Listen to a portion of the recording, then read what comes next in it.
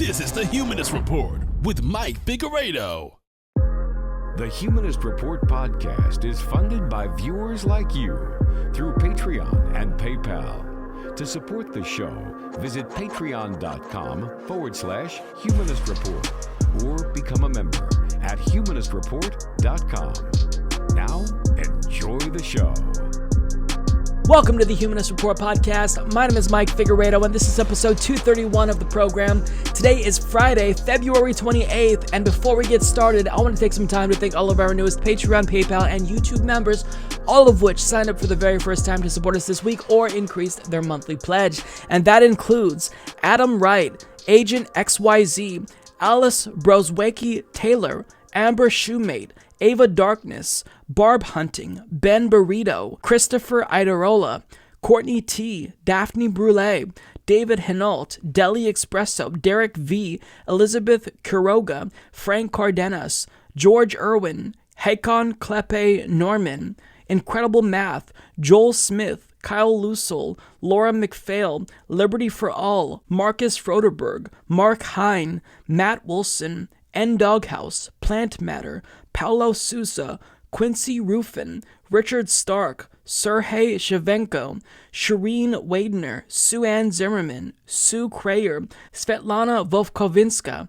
T-Dug 101, Thomas Erb, Thomas McKerney, Tiffany J. Kim, Tom Anderson, Tom and Judy Conkle, Truth Seeker 419, and West Crosby. So thank you so much to all of these kind individuals for supporting the show. If you'd also like to support us and join the independent progressive media revolution, you can do so by going to humanistreport.com/support, patreon.com/humanistreport, or underneath any one of our YouTube videos, you can click the join button and support us that way. So this week on the program, once again, we've got another jam-packed episode. We'll talk about MSNBC's meltdown after Bernie won in Nevada decisively, and how even Fox News thinks that maybe they took their anti-Bernie bias a little bit too far. We'll talk about Mike Bloomberg blaming Bernie Sanders for vandalism. Judge Judy vows to fight Bernie Sanders and his supporters. Mike Bloomberg will be launching an all-out media assault on Bernie Sanders. We'll talk about how Bernie Sanders is now within striking distance of Joe Biden in South Carolina. And on top of that, I will give you my pre- and post-debate breakdown, and we'll end the show by talking to 2020 congressional candidate Samelys Lopez. So that's what we've got on the agenda for today's episode. Hopefully you all will enjoy the program. Let's go ahead and get right to it. MSNBC's coverage of Bernie Sanders' victory in Nevada on Saturday was so biased, so laughably hysterical, that it wasn't just the online Bernie bros who were complaining about it this time.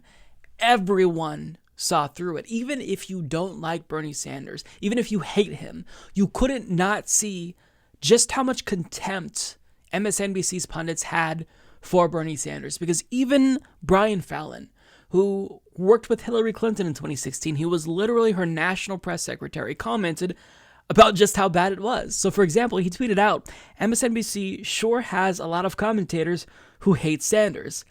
I know, right? If you're from Team Hillary, if you're anyone who is part of Team Hillary, and you can recognize that there is a really strong anti-Bernie bias, that's how you know that MSNBC has gone too far. And for those of you who missed it, here's just a taste of what we saw when we tuned into MSNBC on Saturday. The happiest person right now, it's about 1:15 Moscow time. This thing is going very well for Vladimir Putin. I promise you. He's probably staying up watching us right now. How you doing, Vlad? These, again, are people who work on the Strip within 2.5 miles of the Bellagio, largely people of color. Of those, the majority are Latino, and they are clearly, at least from eyeballing it, strongly in favor of Bernie Sanders with Joe Biden coming in. I'm reading last night about the fall of France in the summer of 1940, and the general, Renault, calls up Churchill and says, "It's over. And Churchill said, how can it be? You got the greatest army in Europe. How can it be over? He said, it's over. So I had that suppressed feeling. I can't be as wild as Carville, but he is damn smart, and I think he's damn right on this one. No one else is as hungry, angry, enraged, and determined as Sanders voters. Democrats need to sober up and figure out what the hell they're going to do about that. They were genuinely unhinged. And they were criticized so widely, so loudly, that the president of MSNBC, Phil Griffin, was forced to respond and basically said, we'll do better. And, they were forced to kind of address these recent controversies with Chris Matthews comparing Bernie's rise to, the fall of France during World War II. And it was so bad that even Fox News made fun of them for being so hysterical. Fox News.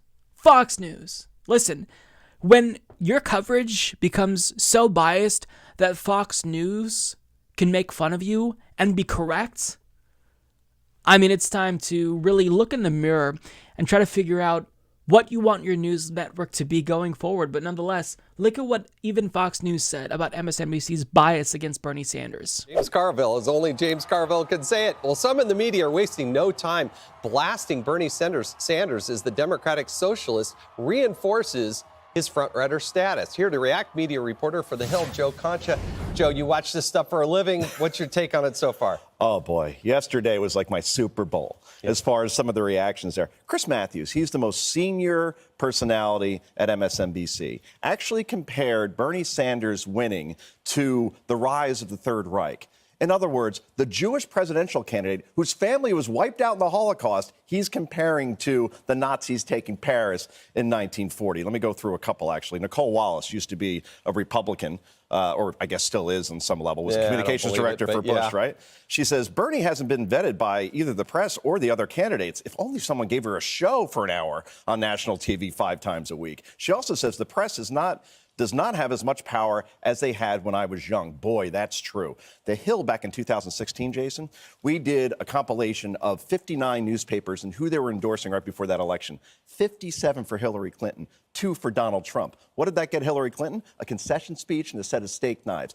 The impact of media and people being told what to think and who to vote for does not have remotely the impact or influence like it used to even 20, 30 years ago. But how can the media complain? They kind of missed this whole story. It hasn't.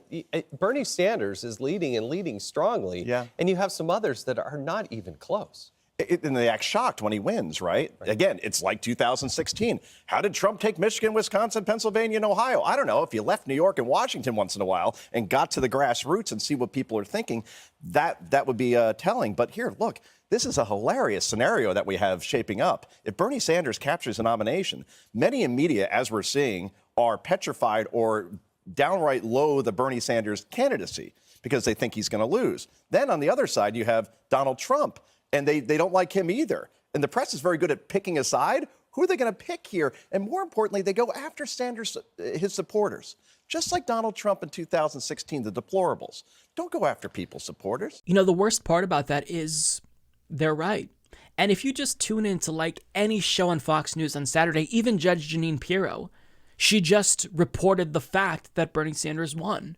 There was no criticism, no remarks about him being a communist or anything like that.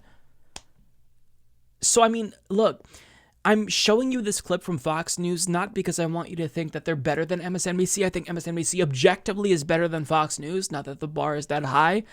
I'm not telling you this so that way you view Fox News as a legitimate news organization, but I'm showing this to you because MSNBC is doing real damage to the country. Fox News is strategically capitalizing on their incompetence.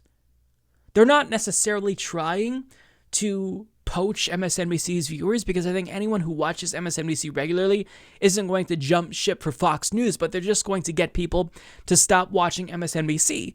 And they want that to happen because MSNBC is their competitor. So, when you become such a joke that even Fox News has a point about your bias, it's time to do better. And look, I'm not going to suggest that Fox News' coverage of Bernie Sanders was fair because, of course, even they compared Bernie Sanders to Nazis.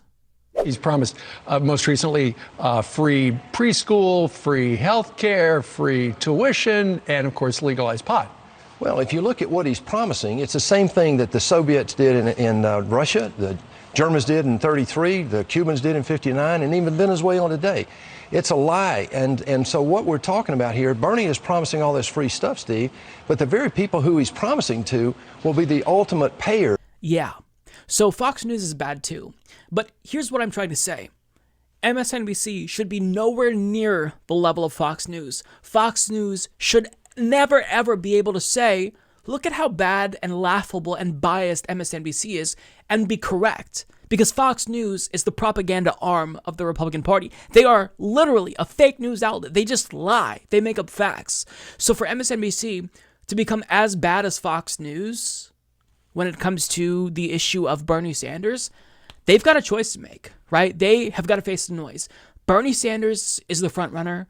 By Super Tuesday, he may be the presumptive nominee if he's not already. So are they going to choose to go extinct, go down in their hatred of Bernie Sanders, or are they going to try to do better? Because look, they have a serious question to ask themselves. Are they going to try to be fair to Bernie Sanders, even minimally? Or are they going to discredit themselves permanently because, they care more about their corporate advertisements? It's a serious question. It's a serious question. And Fox News is absolute trash. They're dog shit. If they went away, I think it'd be better for the country. But when they can plausibly say that MSNBC is laughably biased, that's when you know MSNBC has got to change directions. They've got to really, really do some soul searching. Their pundits have got to look in the mirror and realize, do you care about this country or do you not care about this country? Bernie Sanders is likely going to be the Democratic Party's nominee.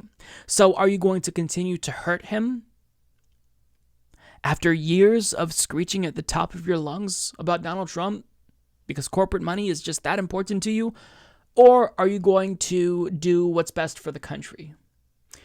It's a question that is rhetorical because I already know the answer to it. This is a business. MSNBC is not interested in producing news. They're not interested in being objective or even neutral. They are all about maintaining the status quo. Because if Bernie Sanders becomes president, then they know that he's going after their advertisers directly. He's taking on Big Pharma and the health insurance industry, right? He's going to take on the military-industrial complex.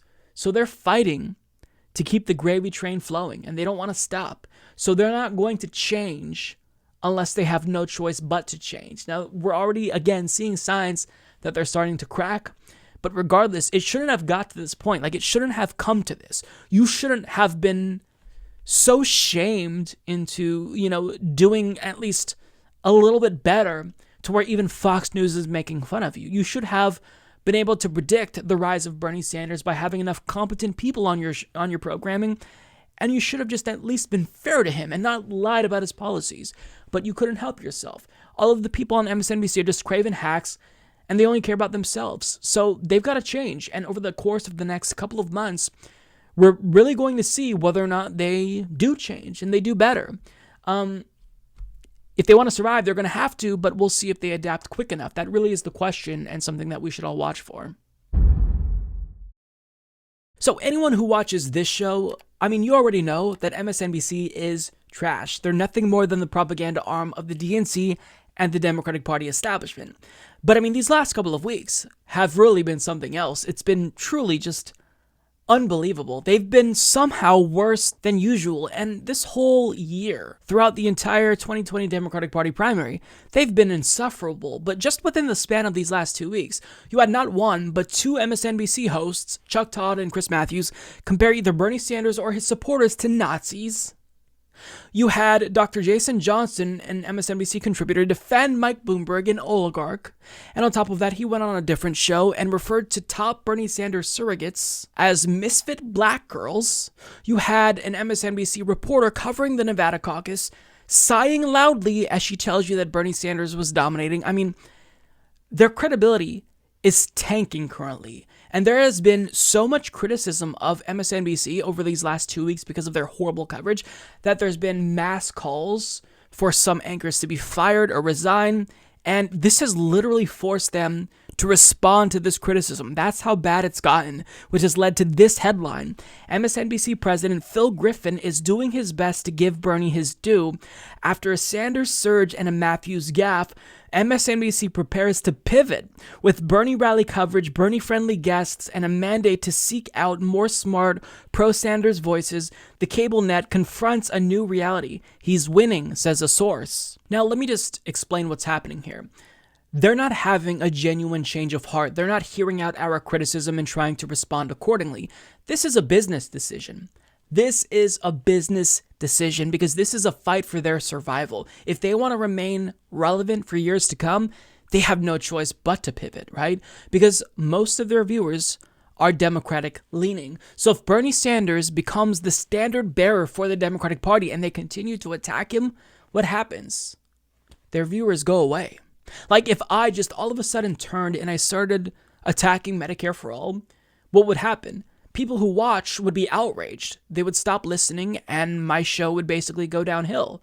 I wouldn't be able to keep this channel going. So the same is true for MSNBC. If Bernie Sanders is the leader of the Democratic Party, then what are they going to do? Just continue to attack him and turn into Fox News? Of course not. They'd lose all their viewers. And sure, maybe they'd attract some conservative viewers, but not enough to keep the boat afloat, right? So they have no choice. This is a business decision. This isn't them, trying to do better, right? This is them saying, oh my God, the writing's on the wall. We're dying. We're going to do better. We promise. Please don't stop watching us forever. So let's look at this article. This is from Joe Pompeo of Vanity Fair, who explains Griffin is taking the complaints seriously, according to network sources, after Matthews' comments on Saturday night. Griffin's phone blew up with an angry reaction from the campaign. Griffin quickly discussed the matter with Matthews, who then interviewed campaign co-chair Nina Turner on air minutes later. Sources also noted that MSNBC took Sanders' El Paso and San Antonio rallies live on Saturday, and that Sanders people like campaign manager Faz Shakir and former campaign manager Jeff Weaver both received airtime on Monday. The Sanders team is in contact with our senior management, one source said, and they are heard. Phil is doing his best to give Bernie his due. Now, with Sanders looking more and more like the presumptive nominee, MSNBC's coverage will have to shift to reflect that. Will they bring in more contributors that are pro-Sanders? That's where the chatter is, another insider told me. As a matter of news, you have to. Management is sensitive to it, that he is now very possibly going to be the nominee. He's winning. I ran that notion past the network executive. Yes, the race has changed over the last couple of weeks, and we are going to reflect that and make adjustments, he said. One easy way to do that is to seek out more smart pro-Sanders voices from people who can make our coverage more insightful. But the executive added their campaign, like any other, is due fair coverage, not fawning coverage. So make no mistake about it, they're doing this because they have no choice. They're being dragged kicking and screaming and did everything that they possibly could to stop this from happening. But now that it's happening, now that Bernie Sanders is looking like he's going to be the nominee, either they adapt or they go extinct. That's really what this is about. And I honestly resent the fact that they are insinuating we want fawning coverage. We've never asked for fawning coverage. We have asked for fair coverage. So don't try to pretend as if that's what we're asking you to do. We don't want you to become the Bernie Sanders propaganda network. We just want fairness. That's all we want. Fairness and objectivity. Inform people. Don't make them dumber when they tune into MSNBC. That's it. And, to suggest that they don't give fawning coverage to other candidates, I mean, you have been doing everything you can to prop up Elizabeth Warren and Pete Buttigieg and Joe Biden.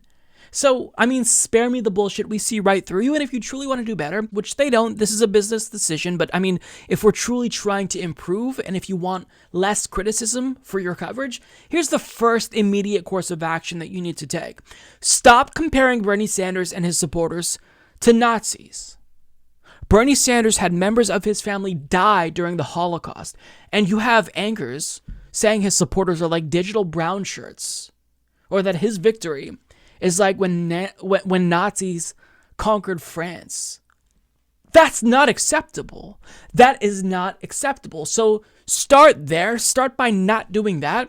Second of all, stop lying about Bernie Sanders. You don't get to say that he doesn't have support from people of color. You don't get to lie and say that he is less electable than Donald Trump when you haven't cited a single poll, and polls show the opposite is true. Stop lying about the progressive policy proposals that we're fighting for. Medicare for all, you don't get to say, oh, Americans don't support it when public opinion polls show the opposite. Stop lying. Just stop there. Stop lying, and that's the bare minimum. That's what you could do immediately. If you stop lying, then we're already looking at a really huge, drastic improvement.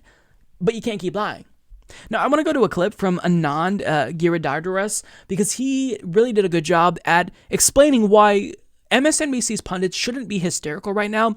What they're seeing take place should make them feel more curious, make them inquisitive, make them want to try to understand what's happening because, I mean, clearly, they don't get what's happening right now. They don't understand why the Democratic Party is opting for someone that they clearly hate, right? So he basically went on MSNBC, and I'm surprised it wasn't cut off, but he explained that they should be trying to do better, not because they're forced to, but because their job is to educate people. Their job is to inform voters and do political analysis. But the fact that they're just being hysterical, it's a bad look. Last night was a historic win that I think a lot of us are still struggling to understand. It's not historic only because Bernie Sanders is now decisively proving that he can win in milk-white America and in the emerging superpower of color that we are becoming. Something is happening in America right now that actually does not fit our mental models. It certainly doesn't fit the mental models of a lot of people on TV. It doesn't fit the mental models of a lot of people in the parties. It doesn't fit our cultural mental models. You have someone talking about, in a way we have not heard, genuine, deeper democracy, popular movements, human equality in a meaningful way, and a politics of love in the tradition of Dr. King, and winning elections in America, the United States of America. And I just have to say, and I've been encouraged watching you on air talk about your own rethinking of things, which I think we all have to do to be in this work. I think this is a wake-up moment for the American power establishment. From Michael Bloomberg to those of us in the media, to the Democratic Party, to donors, to CEOs, many in this establishment are behaving, in my view, as they face the prospect of a Bernie Sanders nomination, like out-of-touch aristocrats in a dying aristocracy. Just sort of, how do we stop this? How do we block this? And there is no curiosity. Why is this happening? What is going on in the lives of my fellow citizens in this country? They may be voting for something that I find it so hard to understand. What is happening? What is happening? This is a moment for curiosity in America. I think about this network, which I love, which you love, and I think we have to look within also. Why is a lobbyist for Uber and Mark Zuckerberg on the air many nights explaining a political revolution to us? Why is Chris Matthews on this air talking about the victory of Bernie Sanders, who had kin murdered in the Holocaust, and analogizing it to the Nazi conquest of France? The people who are stuck in an old way of thinking, in 20th century frameworks, in gulag thinking, are missing what is going on. It is time for all of us to step up, rethink, and understand the dawn of what may be, frankly, a new era in American life. And he is exactly right. Like all of these people on MSNBC, these are mainstream news pundits who make millions of dollars every single year, and they can't possibly understand why a Sanders presidency is so important. Like, this is life or death to a lot of people.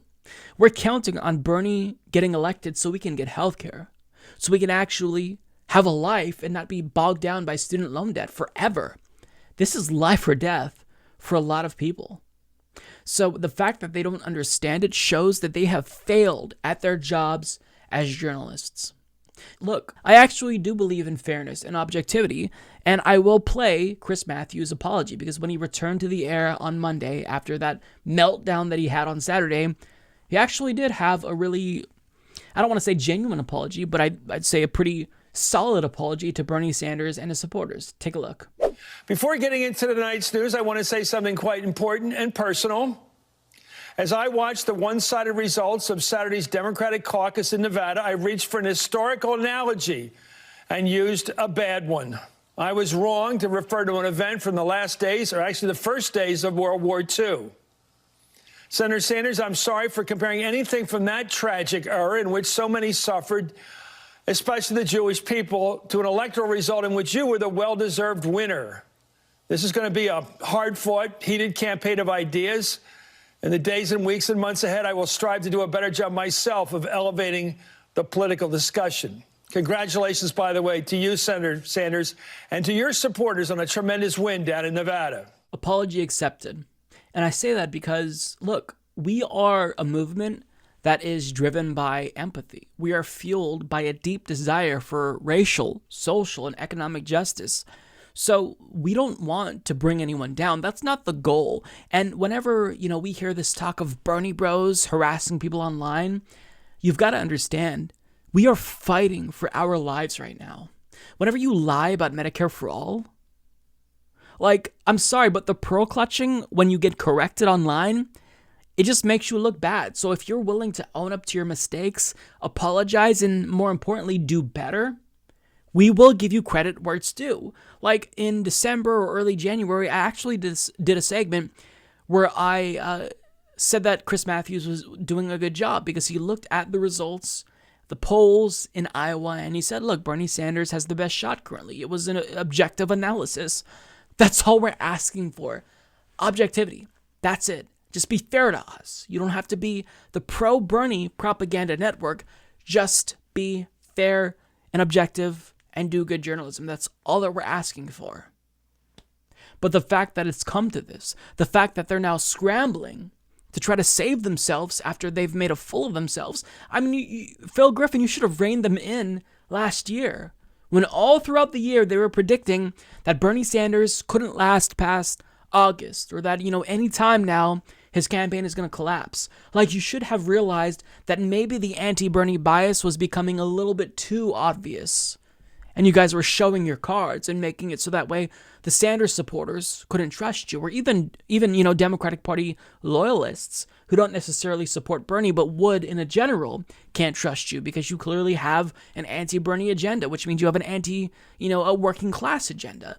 So look, just do better. It may be too late for MSNBC. Honestly, I don't know that their reputation can ever recover unless they replace everyone on air currently. But I mean, if you don't actually change course and just be fair at a minimum, stop lying, then I don't know what to say. It might be too late already for them. But if they're going to try, then I mean, that would be much appreciated because this really is not acceptable. Their behavior is totally, totally unacceptable. And if I'm working for MSNBC, I'm ashamed right now. I'm embarrassed to be part of that network. So they've got to do better, and they're saying they're going to pivot. We'll see, but come Super Tuesday, if Bernie Sanders emerges as, the undeniable frontrunner and the presumptive nominee, we'll see how you act then. If we see more hysteria, then we know that you're not serious. So after Bernie's victory in Nevada, I mean, he may be unstoppable. I think that you can currently plausibly make the case that he's already the presumptive nominee. I mean, he's clearly the front runner. That's undeniable. But you can argue that he's already the presumptive nominee. And by Super Tuesday, he probably is going to have this wrapped up. But if he wins South Carolina, I think that the odds of him getting an outright majority increase exponentially because with more and more momentum, it's like this snowball effect that just continues to build and build and build. And if he can win South Carolina, he could possibly also knock out other contenders. Now, let me tell you how important South Carolina is for Joe Biden. This is a must-win state for Joe Biden. He has basically staked everything on winning South Carolina. He's claimed this is his firewall. This is everything. If Joe Biden loses South Carolina, he no longer has an argument to make to his donors, who are already very nervous about his chances, and they don't necessarily want to invest any more money into a losing campaign. So Joe Biden has got to win to prove to his donors that his campaign has momentum to survive Super Tuesday. And if he doesn't win South Carolina, there's a really good chance that he drops out before Super Tuesday because it would be that embarrassing for him. Now, currently, when you look at Real Clear Politics polling averages, he still has a lead. But there's a new poll from NBC News and Marist which shows Bernie Sanders is within striking distance. Joe Biden is currently at 25% in South Carolina, so he's leading. But in second place is Bernie Sanders with 24%. That is absolutely incredible.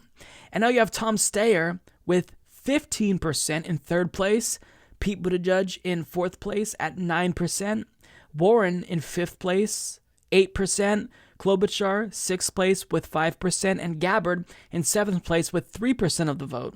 Guys, let me just reiterate here. Bernie is within 1 point of Joe Biden. And on top of that, this poll was conducted between February 18th and 21st, which means this poll was taken before he got the Nevada momentum, before he won Nevada in a landslide. And he'll most likely get even more momentum after Nevada. In other words, what I'm trying to say is, holy shit, Bernie can win South Carolina. Now, you can already argue that even if it's this close and he doesn't win, Joe Biden still can't prove to his donors that, they should keep funding him, because they're not going to pour money into something that is just not going to go anywhere. So even if Bernie manages to tie with Joe Biden or come in a close second, you can still argue that, it's over for Joe Biden.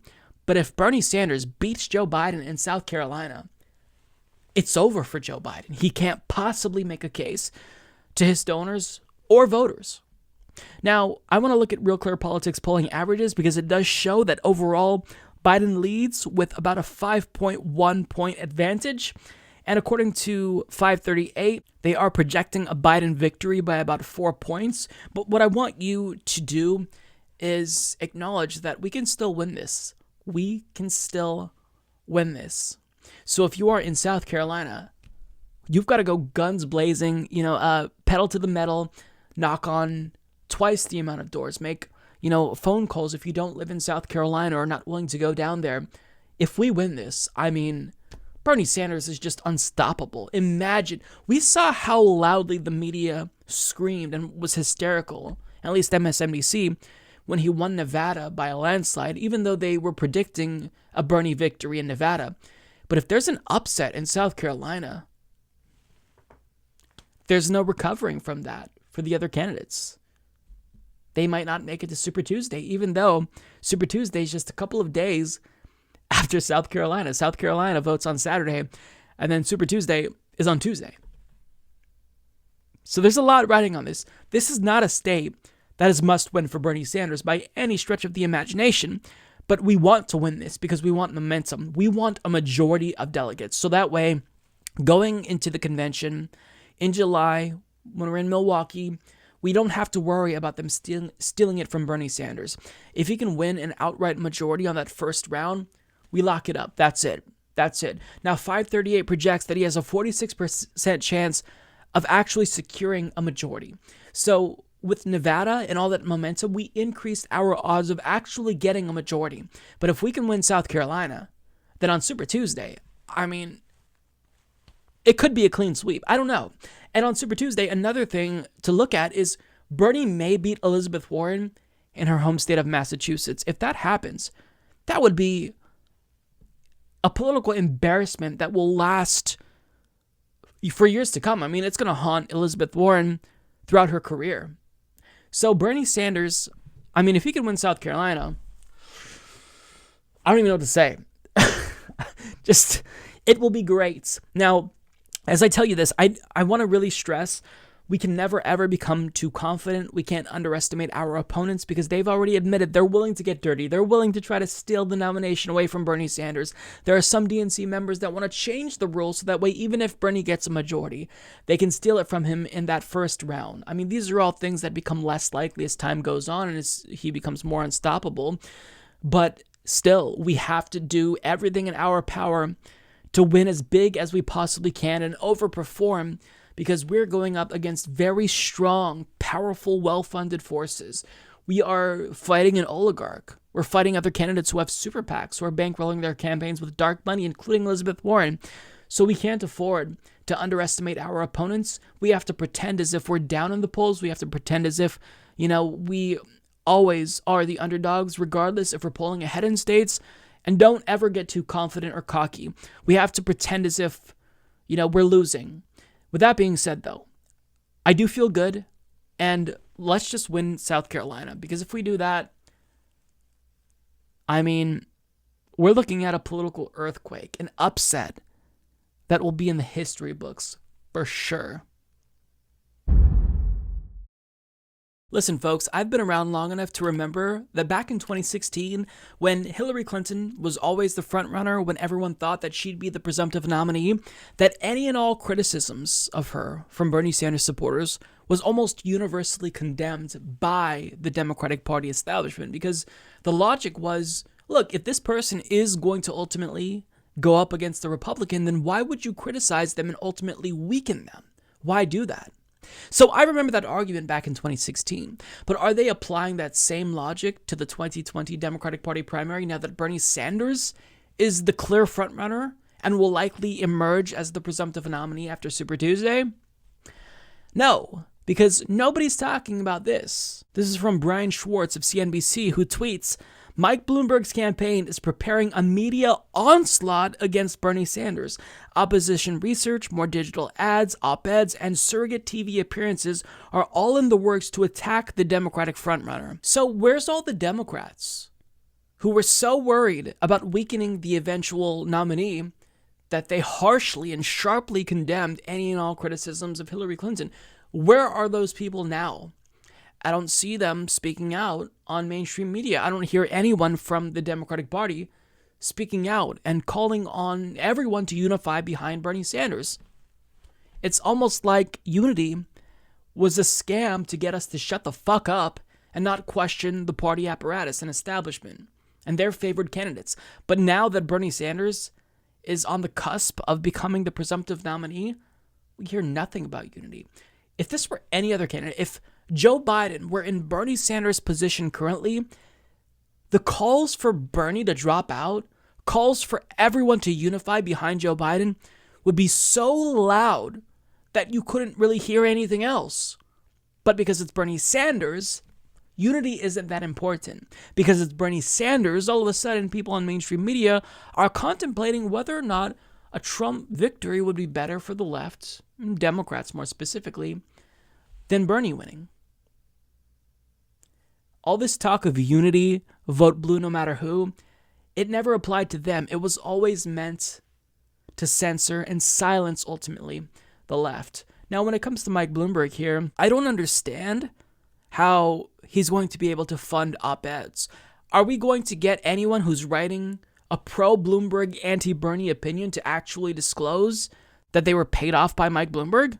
Are we going to get that level of transparency? Are we going to see his surrogates disclose that they are in fact surrogates? Because back in 2016, Hillary surrogates went on the air, and even though they were on the payroll of the Clinton Foundation, they pretended as if they were objective commentators, and they never disclosed the fact that they were on Hillary Clinton's payroll. So, this was all something that we anticipated. Mike Bloomberg at some point was going to target Bernie Sanders, and it's disgusting. I will never vote for him. But, I don't even think we're going to get the transparency that we deserve here. And think about this. Mike Bloomberg, his campaign is falling apart. The only thing that he has going for him is all that money. He collapsed. He imploded at that last debate. A new poll from YouGov and CBS News shows that Mike Bloomberg is the weakest against Donald Trump. While Bernie beats Trump by 3 points, Mike Bloomberg loses to him by 3 points. And here we have Mike Bloomberg spending millions of dollars potentially to attack our frontrunner, when we all know that if this were Pete Buttigieg or Joe Biden, there'd be calls to not attack the frontrunner, to unify behind the frontrunner. There is a double standard, and this is the way that it's always going to be until we win, until we take over the party. Now, look, when it comes to Mike Bloomberg, he's doing this because he knows that the writing is on the wall. His only hope, we just talked about this on Friday, or Saturday maybe, I can't remember. His entire strategy centers on denying Bernie Sanders enough pledged delegates to where they can go into the convention in Milwaukee in July, and he can have superdelegates steal the nomination away from Bernie and give it to him. But with Bernie Sanders' decisive victory in Nevada, the odds of Bernie getting a majority of pledged delegates just went up. In fact, 538 is now showing that he has a 46% chance of getting an outright majority, which means he wins on the first ballot, which means there's no chance that they can steal it from him. But what Mike Bloomberg is trying to do here is just drive down Bernie's support enough, just to sway enough people who are switching from Biden to Bernie and Warren to Bernie or Bloomberg to Bernie even, to not support Bernie Sanders so all the other candidates can get enough delegates to make him the nominee. Listen, we have a responsibility as members of the left to speak out very loudly, not only against what he's doing, but to make it clear that we will never vote for Mike Bloomberg. Never vote for Mike Bloomberg, because he and the Democratic Party establishment, they need to know that we will never legitimize this strategy. If you buy an election, we are not going to vote for you. I don't care if that means that he loses to Donald Trump. I mean, there's a serious discussion to be had about who's worse, Donald Trump or Mike Bloomberg. I mean, they're bad in different ways, but who is the overall greater threat to democracy? I genuinely don't know. It's an open question. So whenever Bloomberg is brought up, we have a responsibility. We have a duty, a moral obligation, I would argue, to speak out and say unequivocally, Bloomberg will never get my vote. I'm not voting blue no matter who. I'm not supporting him if he's the nominee. If he's the nominee, I don't vote. Maybe you vote for Democrats, in Senate races and House races, but to support Mike Bloomberg, I mean, if you support that, if you legitimize this process, this unprecedented event where a billionaire oligarch is going to spend $1 billion to buy this election, then you're just asking for democracy to die sooner than it already is. Because Jeff Bezos and Mark Zuckerberg are going to do the same fucking thing. Worse, maybe the last Koch brother. I don't know if it's Charles or David. One of them's dead, but the last Koch brother is going to do this on the Republican side. And we're going to devolve into full-blown oligarchy. I mean, we're already functionally an oligarchy, but I mean, it's going to get to the point where only a billionaire becomes president. And we've got to speak out. We've got to say loudly and clearly, we'll never vote for Mike Bloomberg. Never Bloomberg. Doesn't matter if he's the nominee. Because I don't know what will be more damaging to this country. An oligarch buying that election or a fascist, stacking the federal judiciary. Either way, we'll be hurt for decades to come. And if we're looking at harm reduction, I genuinely don't know who is going to inflict more harm on us, Mike Bloomberg or Donald Trump. So I don't want it to get to that. And at this point, it seems like it won't get to that, but we just have to make sure that we're clear in condemning Mike Bloomberg and adding that caveat that we're not going to support him. If you are able to drive down Bernie Sanders' support by spending your money, something that nobody else in the race can do, no, you didn't win legitimately. Fuck you. You don't get my vote. Never vote for Mike Bloomberg. And we've got to say that. We've got to make sure that this never Bloomberg movement is so loud that Democrats are afraid to put him up or steal it, away from Bernie and give it to him, because the backlash will be so loud that the party can never recover. So, I mean, look, Bloomberg can spend all the money that he wants. I think that everyone sees the writing on the wall. It's probably too late, and maybe he's successful at driving down Bernie Sanders 5, even 10 points. But guess what? Once you start to have a little bit of momentum, it's like this snowball effect, and it just gets bigger and bigger and bigger to where, you can stay in the race for so long into the convention, but the people want to beat Donald Trump. The Democratic Party's electorate realize what's at stake in this election, and allowing a billionaire oligarch to just buy his way to victory, they know that that isn't going to improve our odds. And maybe there are some delusional people who support Mike Bloomberg, but at the end of the day, we have to make it very clear he'll never get our votes. Never. Doesn't matter if you're going up against Donald Trump. No amount of browbeating is going to convince us to support one fascist over the other. Not happening.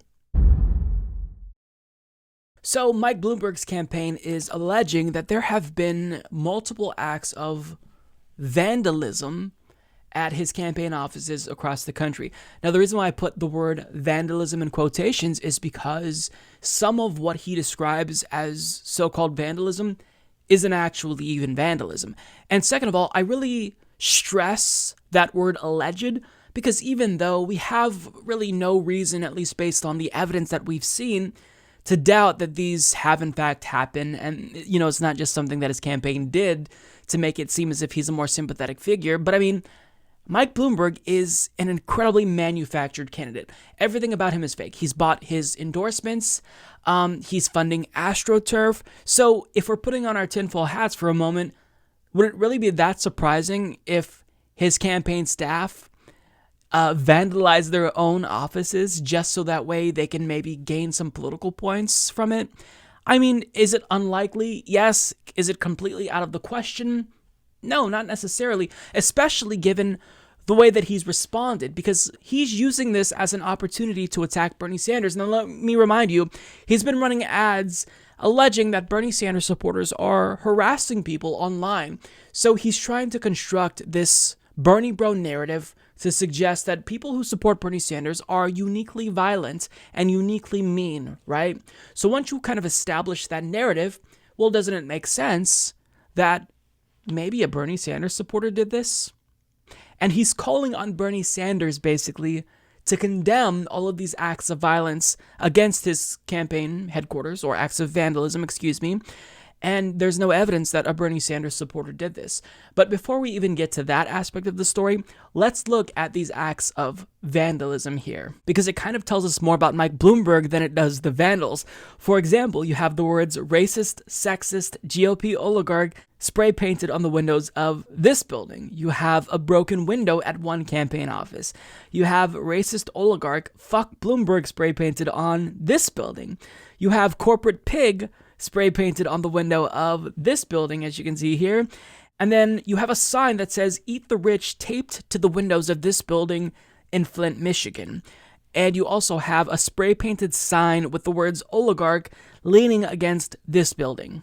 So the latter two examples are not vandalism. If somebody's just taping a sign, a piece of paper literally to your building, if they're just like making a sign and then leaning it against your building, that's not vandalism. There's no damage to your property there. So that's not vandalism. It's not. Now, for the other acts of vandalism, is that technically vandalism? Sure, but simultaneously, what else are these acts doing? They're protesting Mike Bloomberg, who quite literally is a racist, sexist Republican oligarch.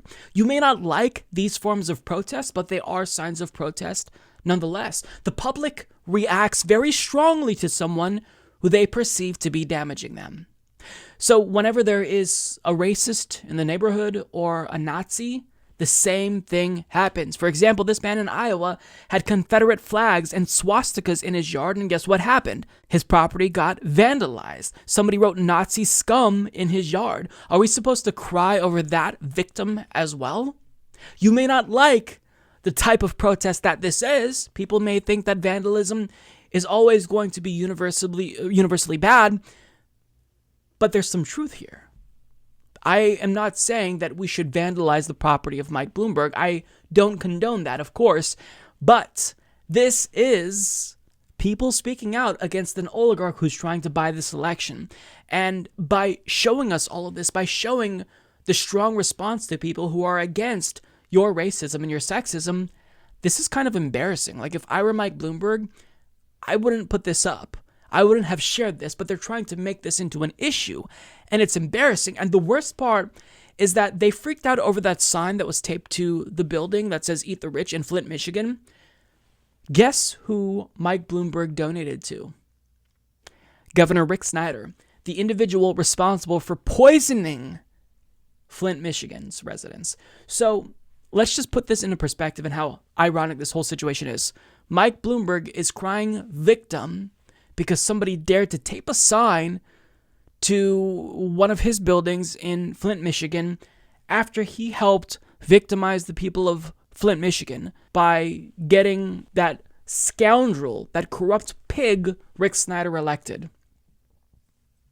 No, they're not victimizing you in Flint, Michigan, Michael Bloomberg.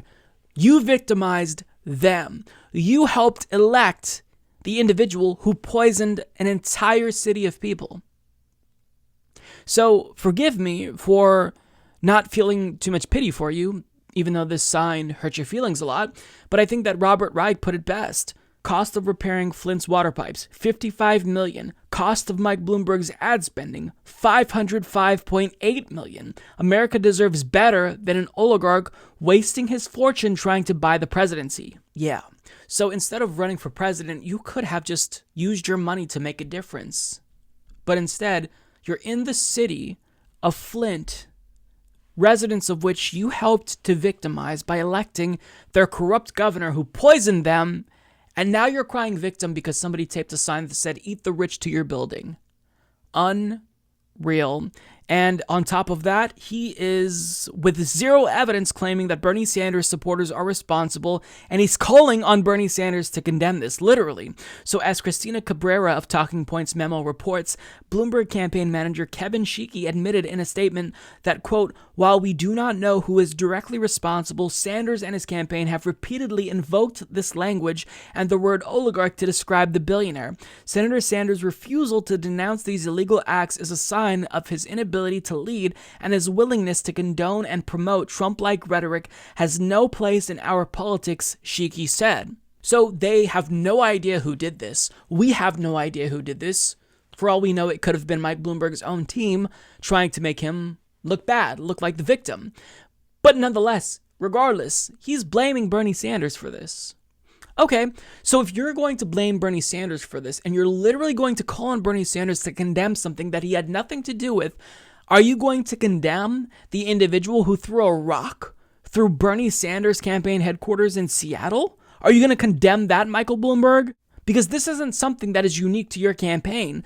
This happens in a polarized America. Campaign offices are oftentimes vandalized. It's just a matter of, are you going to try to weaponize this issue to make you look better in a campaign that you are the one who's been divisive? I mean, you've been waging class warfare. You've been a Republican. So how dare you paint yourself as the victim? You don't dare portray yourself as the victim when you're the one who's being divisive. You're trying to buy this election, and you're attacking the frontrunner currently, and yet you're claiming that Bernie Sanders is divisive? Unreal.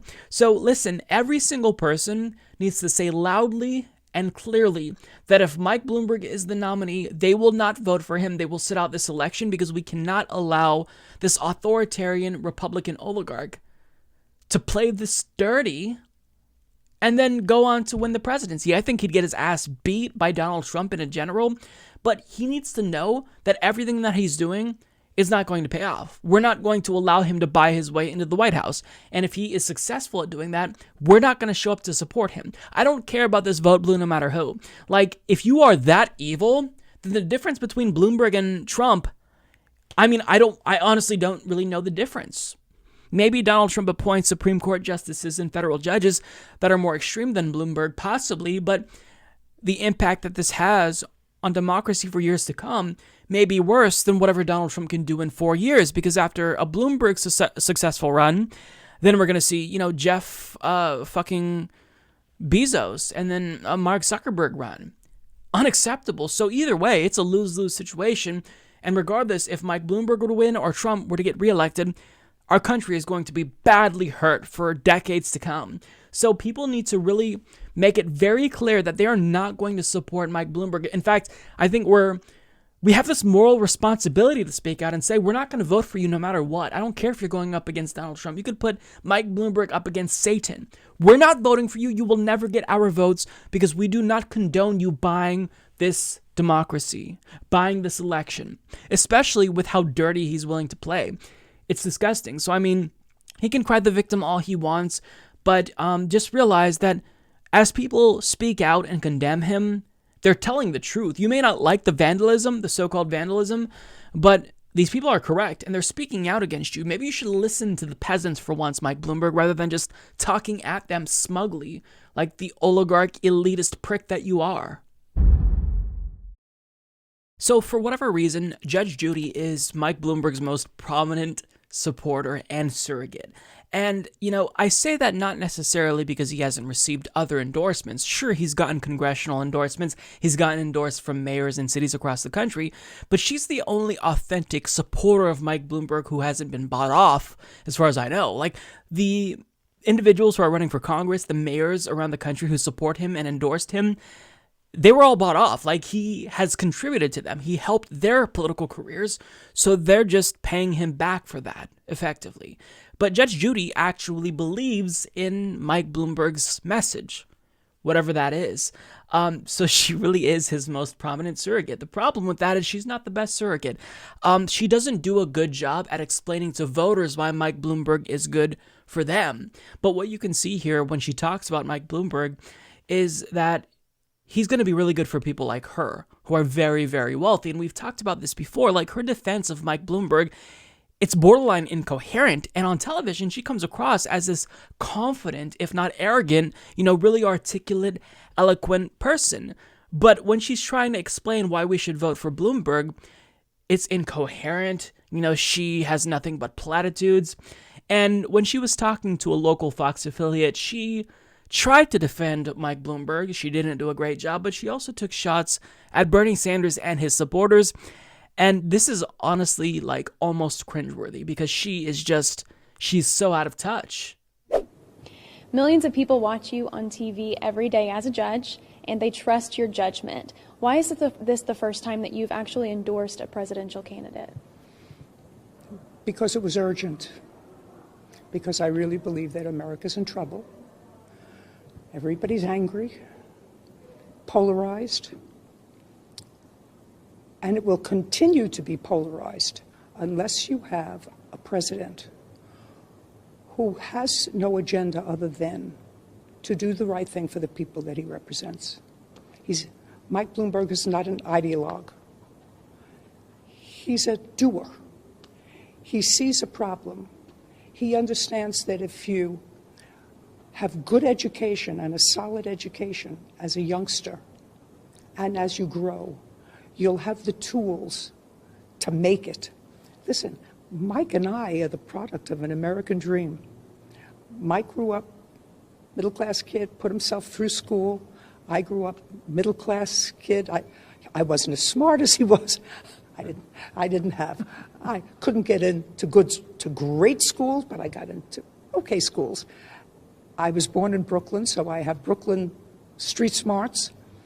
And I know that if you give children reasonable building blocks, you give them a fishing pole, they'll always be able to eat. And he understands how to solve that problem. He understands the genesis of it. He understands how to tweak the things that are wrong with America. America doesn't need a revolution. It doesn't need it's the most perfect country in the world. And those people that are trying to change it and revolutionize it don't have a chance, because I'll fight them to the death. Don't get on the wrong side of the judge. That's the message. That's the message. All right. Listen, Judge Judy is worth an estimated $400 million. At that point, like, if you're that rich, why not just retire? Why not just, throw your hands up and think, you know what, I'm going to sit this election out. I'm going to kick back because no matter what happens, the outcome of this election isn't actually going to impact my life in any meaningful way. But I mean, if this election does impact her, what, her taxes go up a little bit? Is that really necessary? Does that warrant you, coming out here and speaking in favor of Mike Bloomberg and against Bernie Sanders, who's clearly fighting for the working class? Is this what you want your legacy to be? Apparently so. And it's embarrassing. Now, she says that she decided to not sit this out and make an endorsement when she's never done that, quote, because it was urgent, because I really believe America is in trouble. So why is America in trouble? What are the issues that we're dealing with? She doesn't know. She doesn't explain that part. It seems like the only reason why she thinks America is in trouble is because she doesn't like Donald Trump, but at the same time, she doesn't think that a political revolution, Bernie Sanders' working class revolution, isn't something that's good. In fact, it seems as if she thinks it's a threat. And she tacitly implied that Bernie Sanders is an ideologue. She said Mike Bloomberg is not an ideologue. He's a doer. But I've got to ask the question, what has he done that's so great for the people of New York City when he was mayor? Stop and frisk? Banning big gulps? Vetoing the minimum wage? He illegally surveilled Muslims. I mean, he did that. He's sexually harassed at least 64 of his female employees. What exactly did he do, Judge Judy, that you think is so wonderful that you would risk your entire reputation on this oligarch? She doesn't know. This really seems like a fuck you, I got mine situation where she just doesn't want her taxes to go up. She doesn't think that the peasants deserve healthcare or education. She believes that if you pull yourself up by your bootstraps, then you can make it just like she did. Just like Mike Bloomberg did. And she says that he understands how to tweak things that are wrong with America. Except tweaking things is not going to suffice. We're facing climate catastrophe. Climate catastrophe. Thousands of people are dying every single year because they don't have health insurance. Tweaking the system isn't going to work. That's not going to make people less demoralized. That's not going to make them less susceptible to radicalization. Right? More neoliberalism is just further putting us on the path towards fascism. That's just a fact of reality. And that's even if you want to claim that Mike Bloomberg isn't a fascist himself. Because I'm sorry, when you surveil Muslims, when you implement stop and frisk, and you turn your city into basically a police state, I don't know what to call that if not fascism. Him and Donald Trump are fascists, albeit for different reasons, and maybe to lesser degrees, but they're both fascists. One is arguably more dangerous in certain ways. The other, still dangerous. We don't really know. So, I mean, whatever tweaks that Mike Bloomberg wants to implement, it won't suffice. And she says that, America is the most perfect country in the world. Now, again, the reason why she thinks that, the reason why she doesn't want a political revolution is because she's worth an estimated $400 million. In fact, in 2018, she just bought a $9 million mansion in Rhode Island. So of course she doesn't want a political revolution. Of course she's okay with the status quo because look at how comfortable she is. She is living in a mansion. She doesn't want her taxes to go up. She doesn't want the peasants to have healthcare because she worked for it. She worked for what she has. So pull yourself up by your bootstraps, peasants. Go to law school and become a judge on TV and make a mockery of our judicial system. Do that. Do what Mike Bloomberg did. Just make $50 billion. Go ahead, do it, peasants. Why haven't you done that yet? Like, this antiquated way of thinking is exactly why anything short of a revolution will not suffice, because the elites in this country are so out of touch that they can't possibly fathom why people would feel so desperate and radicalized at this point in time. And she vows to fight them to the death, meaning Bernie Sanders supporters. Okay. Mike Bloomberg says, don't get on the wrong side of the judge. That's the message. Actually, don't get on the wrong side of a revolution. That's the message that you need to take away. Because we're not going to allow you to buy our democracy. We're not going to allow it. We're not going to sit here and pity these oligarchs who have hundreds of millions of dollars, who are clutching their pearls as they see the working class rise up and demand maybe a little bit more than crumbs. So Judge Judy is absolutely disgusting, and if she truly wants to fuck with the power of the people, maybe we organize an advertiser boycott of her show. Maybe we protest outside her studio. Judge Judy doesn't know who she's dealing with because Judge Judy, throughout the entirety of her life almost, has been insulated. She surrounds herself around yes men and yes women, and she's the judge, right? She's the one in control on her television show. Shut up, don't ever talk. Be quiet, peasants. She doesn't like that we're finding our voice in Bernie Sanders. But too bad. Tough. Even if we don't win this election, this movement isn't going away. It materialized, and it's not just going to evaporate into thin air. We're going to be here, and like it or not, we're coming for that wealth, Judge Judy. So I'm sorry if you don't want to pay a slightly higher marginal tax rate, but if you truly think America is the greatest country on the planet, then you can't allow the so-called best country ever, which is perfect, to have thousands of citizens die every single fucking year because they don't have health insurance. You can't allow people to drown in student debt because they just wanted an education to have a chance at success. Unacceptable. So I don't even know what to say. Judge Judy is just... keep talking, because you're only further making the case for us. As more rich people speak out, as more billionaires go on national television and cry, you're only helping to make our case for us. Keep talking. You're helping us. All right, folks, so we've got the 10th and final Democratic Party primary debate before South Carolina and Super Tuesday, and it will be hosted by CBS News, so someone who's fairly more competent than CNN or even MSNBC.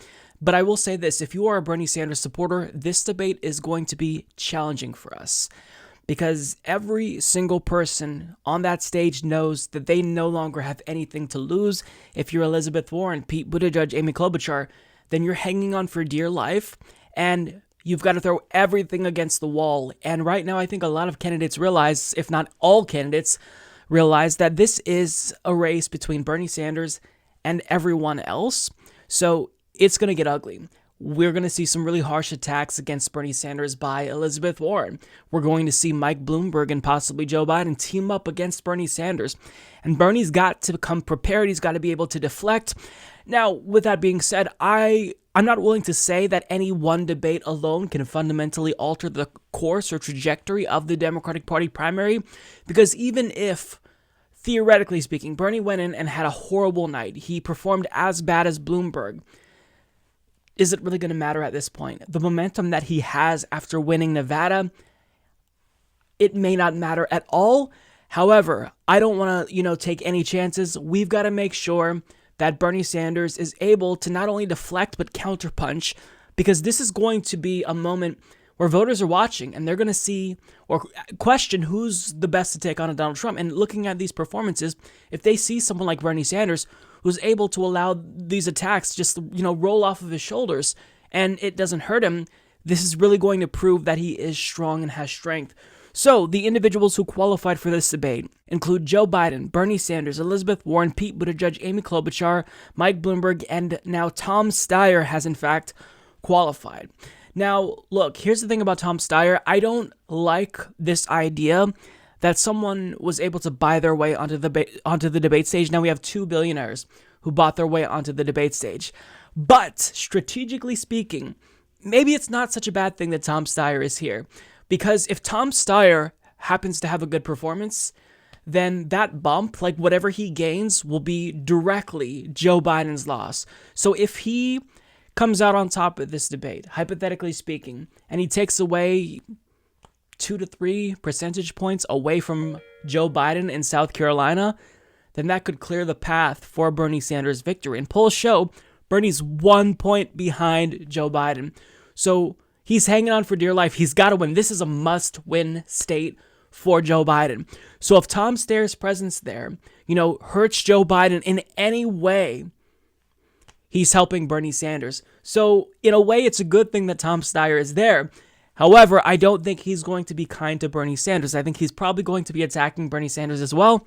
But we could see this dynamic where Tom Steyer attacks Mike Bloomberg, the other billionaire who bought his way, because Tom Steyer, after watching that last debate, he tweeted out that maybe Mike Bloomberg, shouldn't be running in the Democratic Party because this isn't necessarily the perfect party for him. Because, he's just too conservative. Everyone can see that he is more conservative than the average moderate Democrat. So he's just so out of touch. He's not in lockstep with the party. So if he can do that, then maybe it'll be persuasive. But here's what I think we can expect. When it comes to Joe Biden, obviously he needs momentum. I think what he's going to do is target Bernie Sanders and Tom Steyer. They're both right on his heels in South Carolina. And if he doesn't prevail, then he may be done after Saturday. So he's probably going to go after them. Bernie Sanders doesn't really have to be that aggressive. He needs to focus on combating all of the criticisms and attacks that will be flung his way inevitably. So he's got to be able to anticipate these attacks and respond accordingly. He's got to be, quick on his toes. And I think he can. He's a really good and competent debater. So I'm not really worried about Bernie Sanders. It's just a matter of the volume and loudness of these attacks, because he's going to get it from every which way. He is the definitive frontrunner. This is objectively speaking. He's the one to beat. So everyone, it's going to be claws out for Bernie. They're coming after him. So he's got to be able, and I'm just really, really hoping his campaign preps him, because this is possibly going to be brutal if he doesn't come the utmost prepared. Now, Elizabeth Warren, look, it may be too late for her. In fact, I would argue that it's probably too late for her, but obviously she needs a good night. And she had a lot of momentum after that debate because she went after Mike Bloomberg. If she can do that again and replicate that success, maybe she doesn't get wiped out on Super Tuesday. Maybe she can stand strong in Massachusetts, because if you're not paying attention to the polls, Bernie Sanders may beat her in Massachusetts. So if that happens, that would be just an embarrassment that will live with her throughout the course of her career. So she needs a good performance. I don't think attacking Bernie is the best way to go. Do I believe she's, going to listen to me? Of course not. She's going to attack Bernie most likely. But if she focused on Bloomberg again, then she can have more momentum, because everyone in the Democratic Party doesn't like Mike Bloomberg. I'm talking about the voters specifically. They see this individual who's trying to buy his way into the White House. This is a threat to democracy. So if Elizabeth Warren stands alone and once again bringing him down, I think that can demonstrate that she's strong. Now, when it comes to Pete Buttigieg, look, he's got to change his strategy.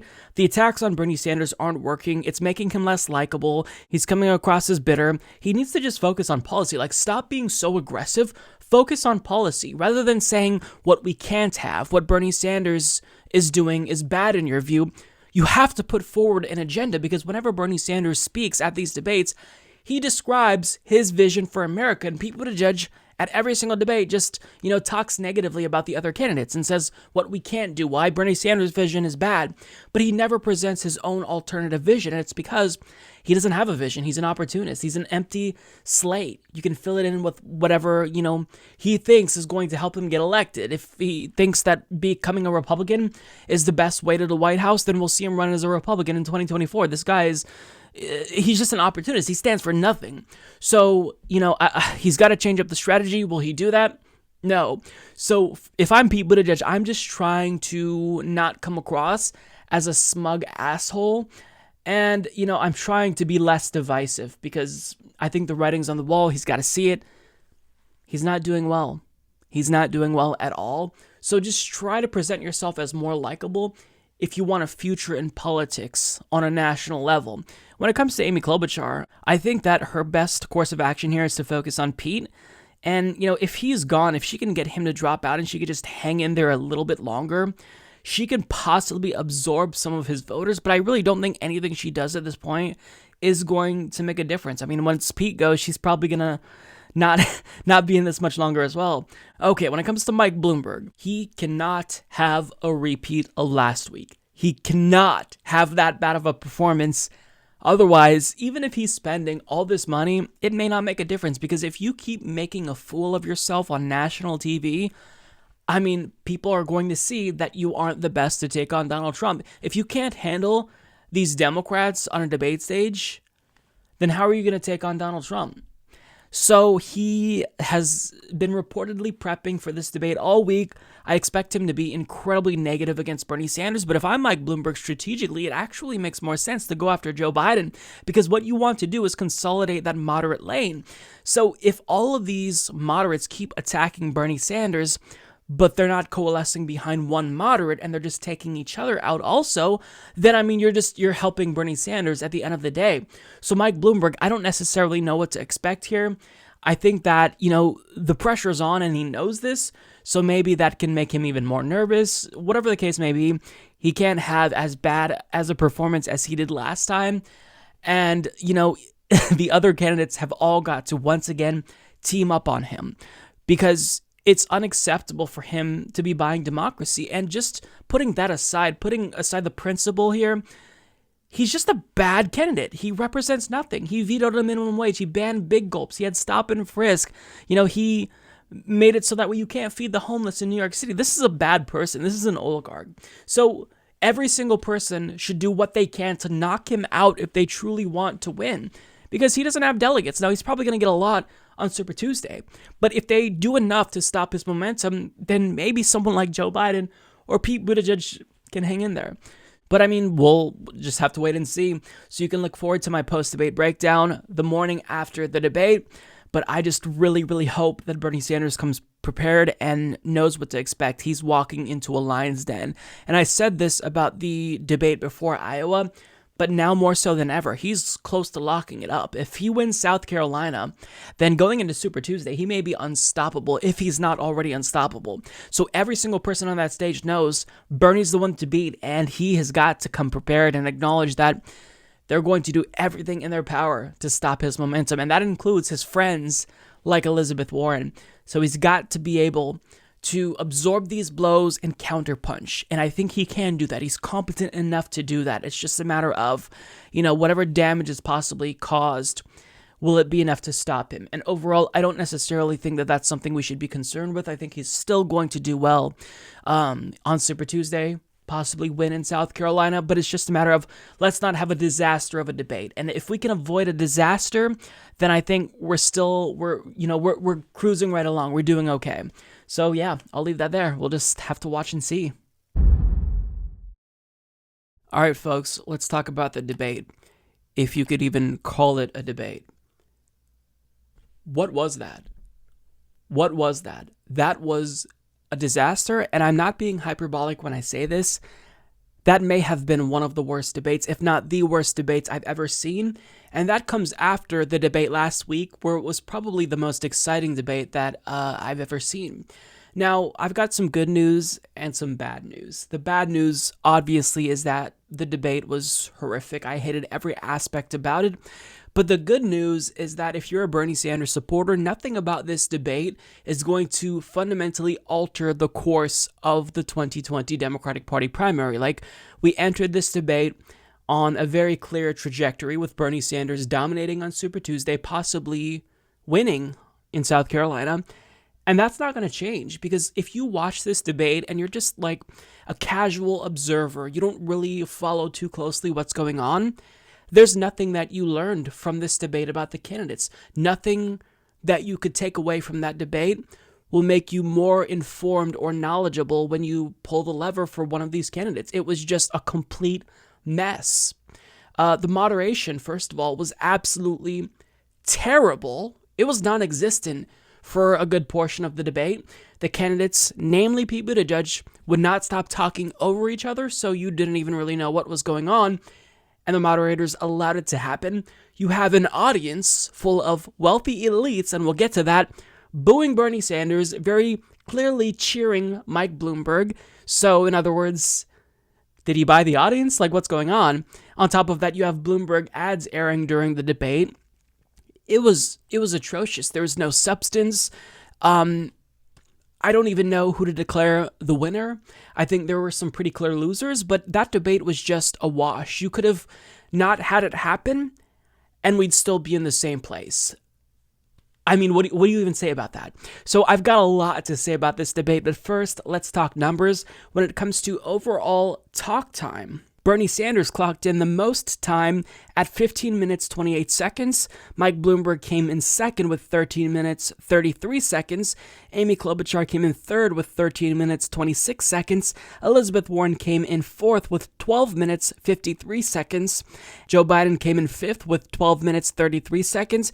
Pete Buttigieg came in sixth with 11 minutes, 34 seconds. Tom Steyer came in seventh with 7 minutes and 3 seconds. Now, before we really get into the specifics here, I do just have to note that I will not be able to play any clips from this debate. And I mean, the good news is that I wasn't planning any additional segments because I don't even know what to really single out. But CBS News, they don't respect fair use, and I'm not just worried about getting demonetized, because I would play clips for you if I were only getting demonetized, but I'm genuinely worried that they would actually block the video so nobody could watch it, and like a lot of effort goes into these videos. So unfortunately, I will not be able to play any footage from this debate. I will be playing footage as B-roll while I speak from the last debate, because with MSNBC, I don't have as much of a problem. But let me just say how disgusting CBS News is and why we shouldn't allow corporate media to host these debates. Like, all on Twitch, the Serfs, Progressive Voice, all types of indie media outlets were getting taken down because for whatever reason, CBS News decided to hire a consulting firm to go after indie media personalities who were streaming the debate and supplementing it with their own political commentary, which is extremely problematic because, I mean, these debates, this is part of democracy. So for us to not be allowed to play clips from it and talk about it, in and of itself, is an issue. But while I'm on the subject of dogging on CBS, they should never be allowed to host a debate ever again. I mean, I thought that CNN was the worst, but CBS News just made them look like professionals over at CNN. That was absolutely atrocious. You can't allow the candidates to talk for 20, 30 seconds over another candidate. Like, what's going on? There was a moment, I kid you not, where Pete Buttigieg must have been speaking over Bernie Sanders for 20 seconds, and you could tell that that was a strategy of his, but if you're a moderator, you can't allow that to happen. You have to stop all of the candidates, and you have to say, you're speaking, then you're speaking. You can't allow, like, 4 people to talk over each other because it's just a mess. It's incoherent. What's the value as a user or a viewer that you can extract from this debate? There's nothing. There's absolutely nothing. And on top of that, the audience loved Mike Bloomberg. So understand, he was absolutely a failure at that last debate. This debate was also a disaster. So what did he do? Rather than trying to do a better job at this debate, I mean, did he buy the audience? You've got to ask that because they were cheering at everything, including his cringeworthy jokes. And there's a reason why that audience hated Bernie Sanders, hated Elizabeth Warren, and booed them as they went after Mike Bloomberg. As this tweet from the Post and Courier explains, on television, you will see a polished presidential primary debate Tuesday night. The Gaylord Center Performance Hall full to capacity with donors and VIPs who managed to secure tickets from the Democratic National Committee. And as you can see, the cost to purchase a ticket ranged from $1,750 to $3,200. So obviously, if you're a poor person, you're not going to be able to attend this debate. So it was all rich people. Of course, they hated Bernie Sanders. Of course, they were cheering for Mike Bloomberg. How embarrassing is that? Now, when I tell you that Mike Bloomberg bought the audience, well, it was such an obvious thing that news outlets actually asked the campaign, did you buy the audience? And according to NBC News reporters, they say a Bloomberg campaign official says the campaign did not pay people to attend the debate and cheer for Bloomberg, as Josh NBC News reports. And then as you can see from Sam Finkelstein here, he says, maybe the fact that we even need to ask this is an issue. And look, I'm not buying it. I'm not buying it. They were like cheering loudly for Mike Bloomberg when he said his line. He'd pause and then the audience would cheer accordingly because it was something that was obviously supposed to be an applause line. I'm not buying it. Like, that was his strategy. Rather than preparing, he chose to just buy the audience, I'm assuming. But if he didn't buy the audience, the fact that there are very wealthy people there and only wealthy people in and of itself is a problem. Now, going into this debate, Bernie Sanders and everyone knew that he was going to be the target, right? And the problem with everyone dogging on Bernie Sanders is that they might have gotten a little bit ahead of themselves. Like, they were so anxious to attack Bernie Sanders that they tripped as they raced to smear him because their attacks were just all over the place. And I think that they threw too much to where nothing landed. Like, rather than focusing on one thing, they threw everything at the wall, and you can like smell their desperation through the television screen as you watch it. And their attacks didn't make any sense. So for example, like, you saw them for half the debate complaining that Bernie Sanders is too far left, but then they spent a good portion of the debate attacking Bernie because he's not far left enough on the issue of guns. Even Mike Bloomberg attacked him for this. So which is it? If I'm an average viewer, am I supposed to believe that Bernie Sanders is too far left, too extreme, or not extreme enough on this specific issue? You have Amy Klobuchar trying to suggest that he's alienating. Bernie Sanders thankfully cited his favorability. You have Pete Buttigieg compare Bernie Sanders to Donald Trump and how miserable that would be in November. I mean, look, Pete Buttigieg is the Ted Cruz of the Democratic Party. He is revolting. Listening to him speak, I can't take it. Nobody likes Pete Buttigieg, and as this primary goes on, he becomes more and more grating on my fucking nerves, and I can't take it. I can't take it. I don't want to listen to him speak anymore. This election is going to drive me nuts. Like, it's going to drive me nuts. And look, when it comes to winners and losers, I don't even know where to begin. Is there any clear winners here? Not necessarily. You could probably argue that Bernie Sanders is the de facto winner because nobody did enough to, bring him down as he is the definitive frontrunner. But with that being said, are there clear losers? Sure. Nobody stood out.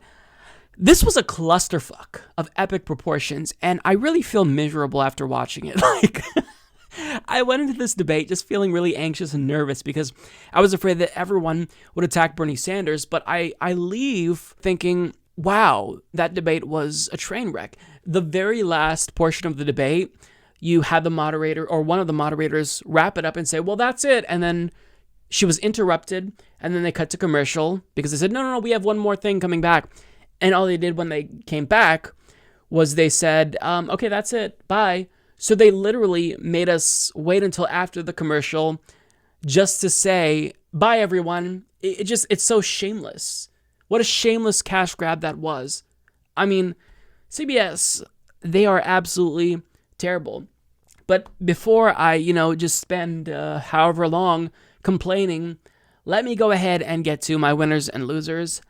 This was really tough. I think you can spin this any way. But if anybody tries to argue that, objectively speaking, there was a clear winner or loser, I just don't see it. I think this debate was a wash. If the debate didn't take place, it's the same as if it did. It changes nothing. Bernie's still the front runner. He's still positioned to do very well in South Carolina and dominate on Super Tuesday, and we're in the same position. But when it comes to losers, by far the biggest loser, again, in spite of the audience trying to boost him, was Mike Bloomberg. On top of that, I put Tom Steyer in the loser category because he had an opportunity to really take votes away from Joe Biden in South Carolina. He didn't do that. Pete Buttigieg, another loser, because the entire debate, he kept talking over everyone. He kept trying to interrupt, and that is something that doesn't make you endearing to viewers. It's extremely annoying. If Bernie Sanders was doing this too much, I would be irritated. And I get that sometimes you have to elbow your way in, to talk at these debates because there's a lot of people. But there's a line. And, Pete Buttigieg absolutely crossed it. He did nothing to help himself. He's a loser. Joe Biden, this was his moment to really prove to voters in South Carolina that they should go with him and not with Bernie Sanders. His performance was just miserable. Now, when it comes to the okay category, I placed Amy Klobuchar here. She could possibly be in the loser category because she did nothing to help herself. I put Elizabeth Warren in the okay category. She tried to recapture the magic of that last debate by going after Bloomberg, but usually lightning doesn't strike twice in the same area, and we kind of saw that. There was an awkward moment where she was asked if she would move the embassy from Jerusalem back to Tel Aviv, and she just said, no, both parties have to make that decision, and people kept trying to correct her, and she just kept repeating that same thing. No, both parties have to make the decision.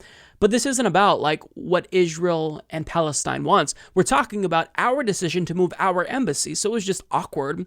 And when it comes to Bernie Sanders, I think he had a phenomenal performance in spite of all of the attacks, but it's hard to declare him the winner, even if you can say he's the de facto winner, because you know that media is going to do everything in their power to spin it.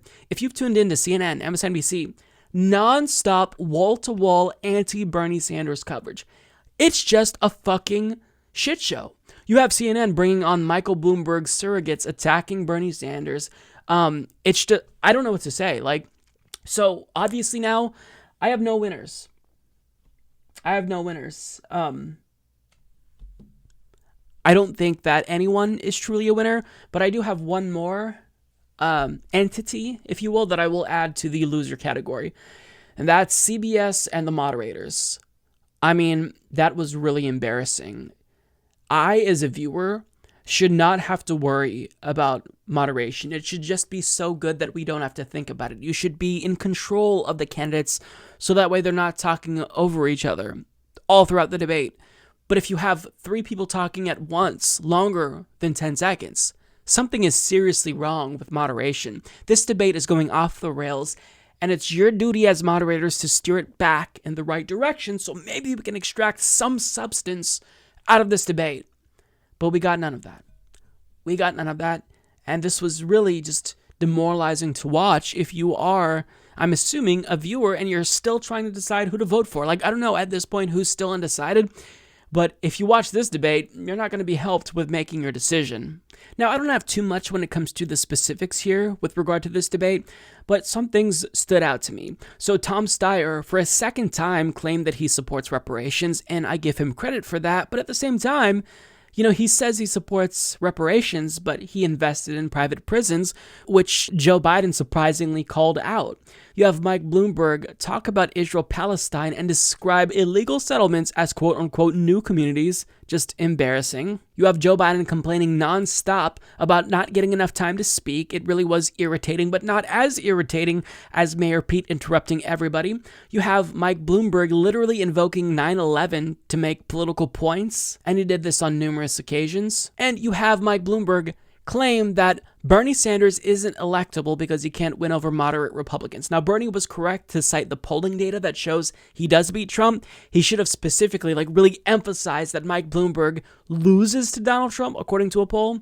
Bernie wins by 3 points. Bloomberg loses by 3 points. So if anyone is a sure bet, it's Bernie Sanders. I wouldn't say that anyone is a sure bet, but if we want the best chance of beating Donald Trump, polling indicates it's definitely Bernie Sanders. But to Mike Bloomberg's point about needing to win over moderate Republicans, that is a losing strategy. That's exactly what Hillary Clinton tried, and guess what? Moderate Republicans voted with their party. Republican Party voters are not going to switch to any Democrat. They're going to support Donald Trump unequivocally. So what you have to do is make sure that the youth get out and vote, that disaffected voters come out and they vote for the Democratic Party nominee. Do you honestly believe that moderate Republicans are going to vote for Mike Bloomberg over Donald Trump? No, they're going to vote for Donald Trump because even if he may be rude, even if he has these mean tweets, he still does the same Republican Party policies that they all love. So of course, he's not going to lose their support. But what Bloomberg has to worry about is not getting out the progressive vote, the left vote, right? Because he can talk about Bernie isn't going to win over Republicans, and I'd agree, but neither is he. But for Mike Bloomberg, he's not going to win over the left. I know I certainly am not going to vote for Mike Bloomberg. I'd probably not vote at all. But I mean, this is a real issue. You shouldn't be worrying about winning over moderate Republicans. You have to worry about winning over your own party. And Democrats are so cocky. They think that young people are just going to come out and vote. And 2016 showed that you have to give voters something to vote for, not against. So Mike Bloomberg, I mean, he could say this all he wants, but it's such a losing strategy that in the event it were him versus Donald Trump, not only would he get clobbered at the debates, but Donald Trump would probably win in a landslide. And that's not even me being hyperbolic. I genuinely believe Donald Trump would absolutely destroy Mike Bloomberg, because the left isn't going to support him. Voters are just going to stay home most likely. What I liked is that even though Bernie Sanders was under fire, he still promoted human rights, the well-being of Palestinians. And when the, inevitable Cuba question came up, he, cited what Barack Obama said. And, he said, look, I'm basically saying the same thing that Obama said. Joe Biden jumped in and immediately contradicted himself, which was so embarrassing. He said, no, Obama never said anything good about Cuba. He said there's no aspects about Cuba that's positive. All he said is that they increased life expectancy. What do you think that is, you fucking moron? This whole debate was just awful. Now, thankfully, we don't have another one until, I believe, March 15th. So after Super Tuesday, after South Carolina, we get a little bit of a break. Hopefully it won't be as bad, but all I know is that everyone was so anxious to attack Bernie Sanders that they just didn't do a good enough job at promoting themselves. And when you try to throw everything against the wall to see what sticks, sometimes you just overwhelm viewers and they don't know what to take away. So that's what I think happened here throughout this debate. They didn't focus on any one negative aspect of Bernie Sanders. They could have all collectively agreed on talking about electability or something, but they didn't. They just all took turns trying to dog on Bernie, and Bernie did a fairly good job at, I think, thwarting off their attacks. He absorbed a lot of their blows, and I don't think it's going to hurt him. I don't think that he won this debate because that really was brutal, and we all expected it to be brutal, but certainly they didn't do anything to bring him down, and the only people who I really see coming away from this debate more damaged are Mike Bloomberg. Don't know if that's going to make a difference because he has a lot of money. Joe Biden, I don't think he did enough to win over the people of South Carolina. He may still pull out a victory. Still, you have Tom Steyer, who basically, his presence there made no difference. And, going into this debate, if you watched my pre-debate analysis, I said that, Tom Steyer's presence for the left is maybe good because if he does a good job at this debate, he can pull votes away from Joe Biden in South Carolina, I don't know that he did anything to actually do that. So this debate was completely pointless. I would encourage you to not watch this debate, and I will not follow up this video with additional segments as I usually do, because again, I don't even know what I would talk about because there's nothing that really stood out to me. And on top of that, CBS News will probably delete all of the videos that I put up. So overall, the audience was stacked. The performance of the moderation was terrible. The candidates spoke over each other. Disaster. The so-called controversy surrounding Bernie Sanders' comments on Cuba with regard to their literacy program and healthcare, it's not really a controversy. This is a manufactured thing that the media is using to try to beat Bernie Sanders over the head with. And it's the same thing that we saw with the Culinary Union. There was this gigantic swarm of attacks from Bernie Sanders supporters on the Culinary Union. Meanwhile, actual Bernie Sanders supporters like myself don't know what they're talking about. And on Election Day, culinary workers ended up caucusing for Bernie Sanders overwhelmingly. So once again, the media is trying to go out of their way to make something out of nothing because, I don't have to convince you, they're desperate, right? But this is what's expected from the media. What's not expected is members of the DNC to join the dogpile that we're seeing on Bernie Sanders. Why? Because the DNC is supposed to be neutral. But here we have the spokesperson for the DNC piling on and reciting the same exact talking points we've been seeing mainstream news pundits use all week to attack Bernie Sanders. He win when he praises Fidel Castro.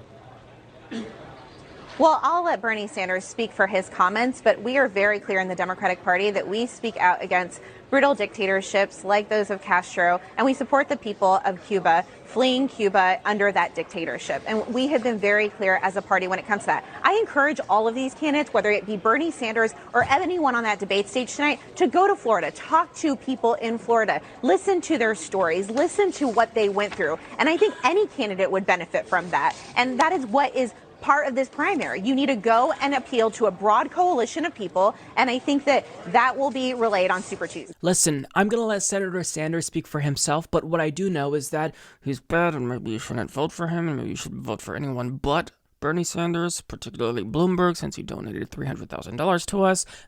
What was the question? I mean, this is what we're seeing. This is not acceptable. If you're part of the DNC, and she didn't name Bernie Sanders specifically, she tried to make it seem as if she was saying her own thing, but I mean, we know what's happening here. Now, Tom Perez, the chairman of the DNC, who I'll remind you is supposed to remain neutral during primary processes, is going to say the same exact thing, almost literally.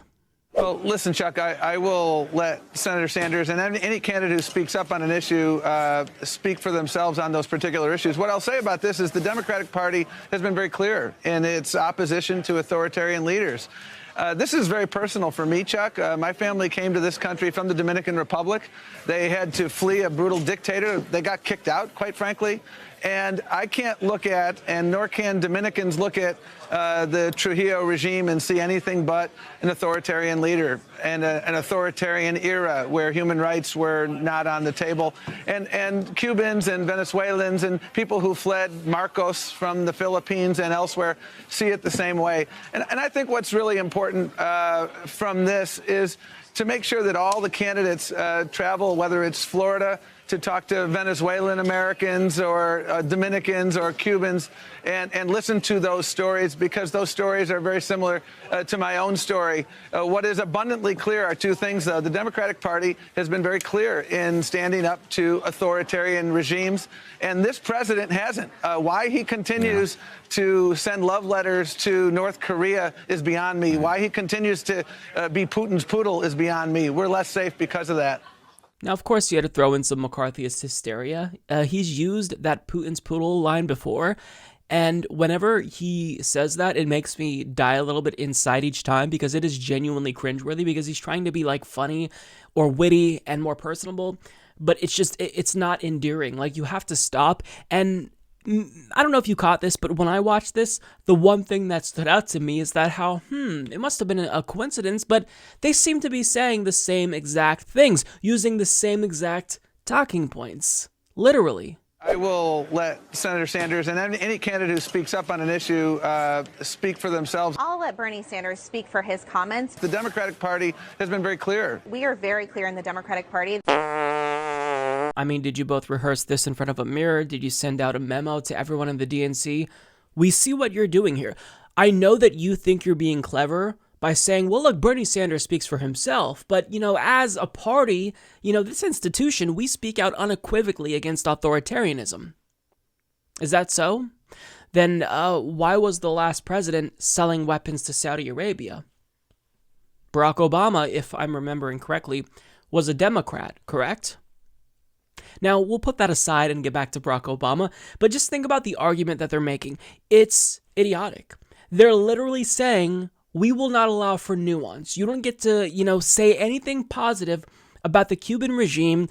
All that we will allow is condemnation and criticism. You don't get to speak on their healthcare system and how it's actually better than ours. You don't get to speak about how they have a 100% literacy rate. No, don't say anything about that because they're a bad regime. And the narrative currently is that Cuba bad, and don't ever congratulate them for anything that they do. Except in actuality, that's not really the narrative. The narrative is Bernie bad, and anything Bernie says is bad, and whatever we can possibly do to hurt him, that's what we're going to do. Now, circling back to Barack Obama. Obama said the same exact thing that Bernie Sanders said. Identical. He said that they have a good healthcare system, and they've been successful at increasing literacy. That's not really controversial. You can condemn every other element about the regime, but to simply point out that these elements of the Cuban regime have been successful, to deny that is to deny reality. As Bernie Sanders said during his CNN town hall, the truth is the truth. So the fact that they're trying to manufacture controversy out of this, it just shows how desperate they are. You can almost smell the desperation through the television screens because they just want to look for any and all possible things that they can use against Bernie Sanders because they have nothing. Look, they've been fear-mongering about Bernie's electability by claiming that there's this opposition research that would be devastating to Bernie Sanders, that would sink his campaign. Except, where is it? We haven't seen anything. It's almost like you guys don't have shit, and you're bluffing, and you are grasping at straws here.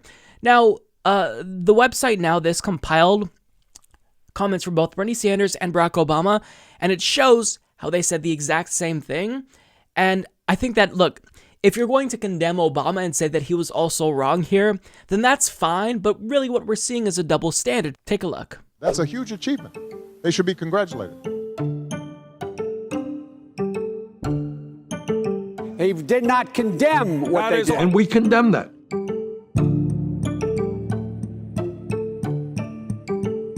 And I said this to President Castro in Cuba. I said, look, you've made great progress in educating young people.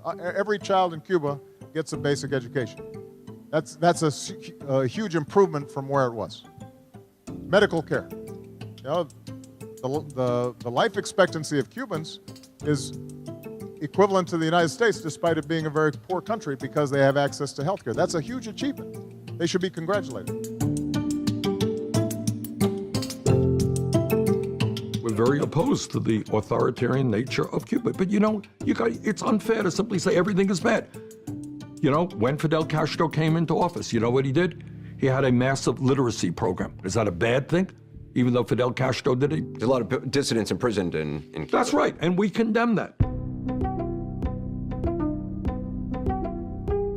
You also have a track record of expressing sympathy for socialist governments in Cuba and in Nicaragua. Can Americans trust that a democratic socialist president will not give authoritarians a free pass? I have opposed authoritarianism all over the world. Of course, you have a dictatorship in Cuba. What I said is what Barack Obama said in terms of Cuba. You've made great progress in educating. He had a massive literacy program. Is that a bad thing? That Cuba made progress on education. Yes, I think. Really?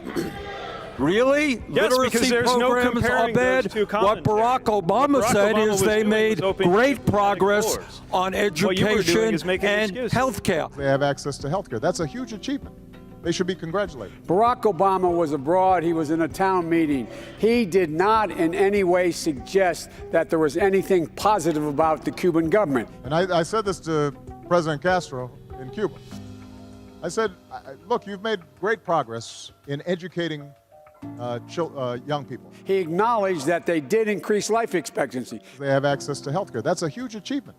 They should be congratulated. But he went on and condemned the dictatorship. He went on and condemned the people who, in fact, had run that committee. The fact of the matter is, he, in fact, did not, has never embraced an authoritarian regime and does not now. Okay. This man said that, in fact, he did not condemn what they did. That is untrue, categorically untrue. What did you tell him? We're very opposed to the authoritarian nature of Cuba. There's a lot of dissidents imprisoned in Cuba. That's right, and we condemn that. I have condemned authoritarianism, whether it is the people in Saudi Arabia that the United States government has Cuba, loved Nicaragua? for years. Cuba, Nicaragua. Authoritarianism of any stripe is bad. But that is different than saying that governments occasionally do things that are good. Occasionally, it might be a good idea to be honest about American foreign policy. And that includes the fact that America has overthrown governments all over the world, in Chile, in Guatemala, in Iran. And when dictatorships, whether it is the Chinese or the Cubans, do something good, you acknowledge that. But you don't have trade love letters with them. President Biden. Yeah. Now, when Obama said the same exact thing as Bernie Sanders, the collective response from the media and the DNC, members of the Democratic Party, was as follows.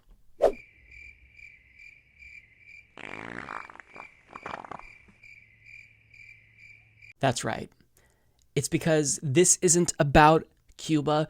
This isn't about authoritarianism. This isn't about Fidel Castro. This is about Bernie Sanders surging, Bernie Sanders being the front runner, and them using whatever they can possibly use to attack him. And it seems as if they kind of realize that now the writing's on the wall, he may be unstoppable, but maybe if they can hurt him in Florida, maybe if they can hurt him in Nevada by trying to pit him against the Culinary Union, maybe, just maybe, they can bring him down a few notches. Maybe open the door for someone like Mike Bloomberg or Joe Biden to get in there and, win over him, or at least get enough delegates to steal it from him at the convention. But here's the thing. We know exactly what you're doing, and I don't know how many people this is going to resonate with, but I think that most average Americans know that you guys are all desperate. You've shown your cards, like the just sheer volume of anti-Bernie hysteria on MSNBC on Saturday alone, the day of the Nevada caucus, was enough to really show even the most casual political observer that you all don't care about anything but stopping Bernie Sanders. I think that you've overplayed your hand here. And look, we're just going to shift from this to a different controversy, because in the span of 1 week, we've went from Bernie hates AIPAC to Russia wants to help Bernie to Cuba, and this was after the Bernie bro myth and the Culinary Union. So there's going to be a new set of scandals next week, possibly more by the end of this week. But understand, these aren't actually scandals. These are manufactured controversies to try to stop Bernie Sanders at all costs. But guess what?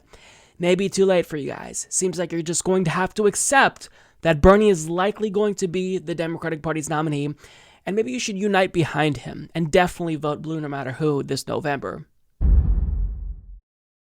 So as many of you know, the latest controversy regarding Bernie Sanders is the comments that he made about Cuba.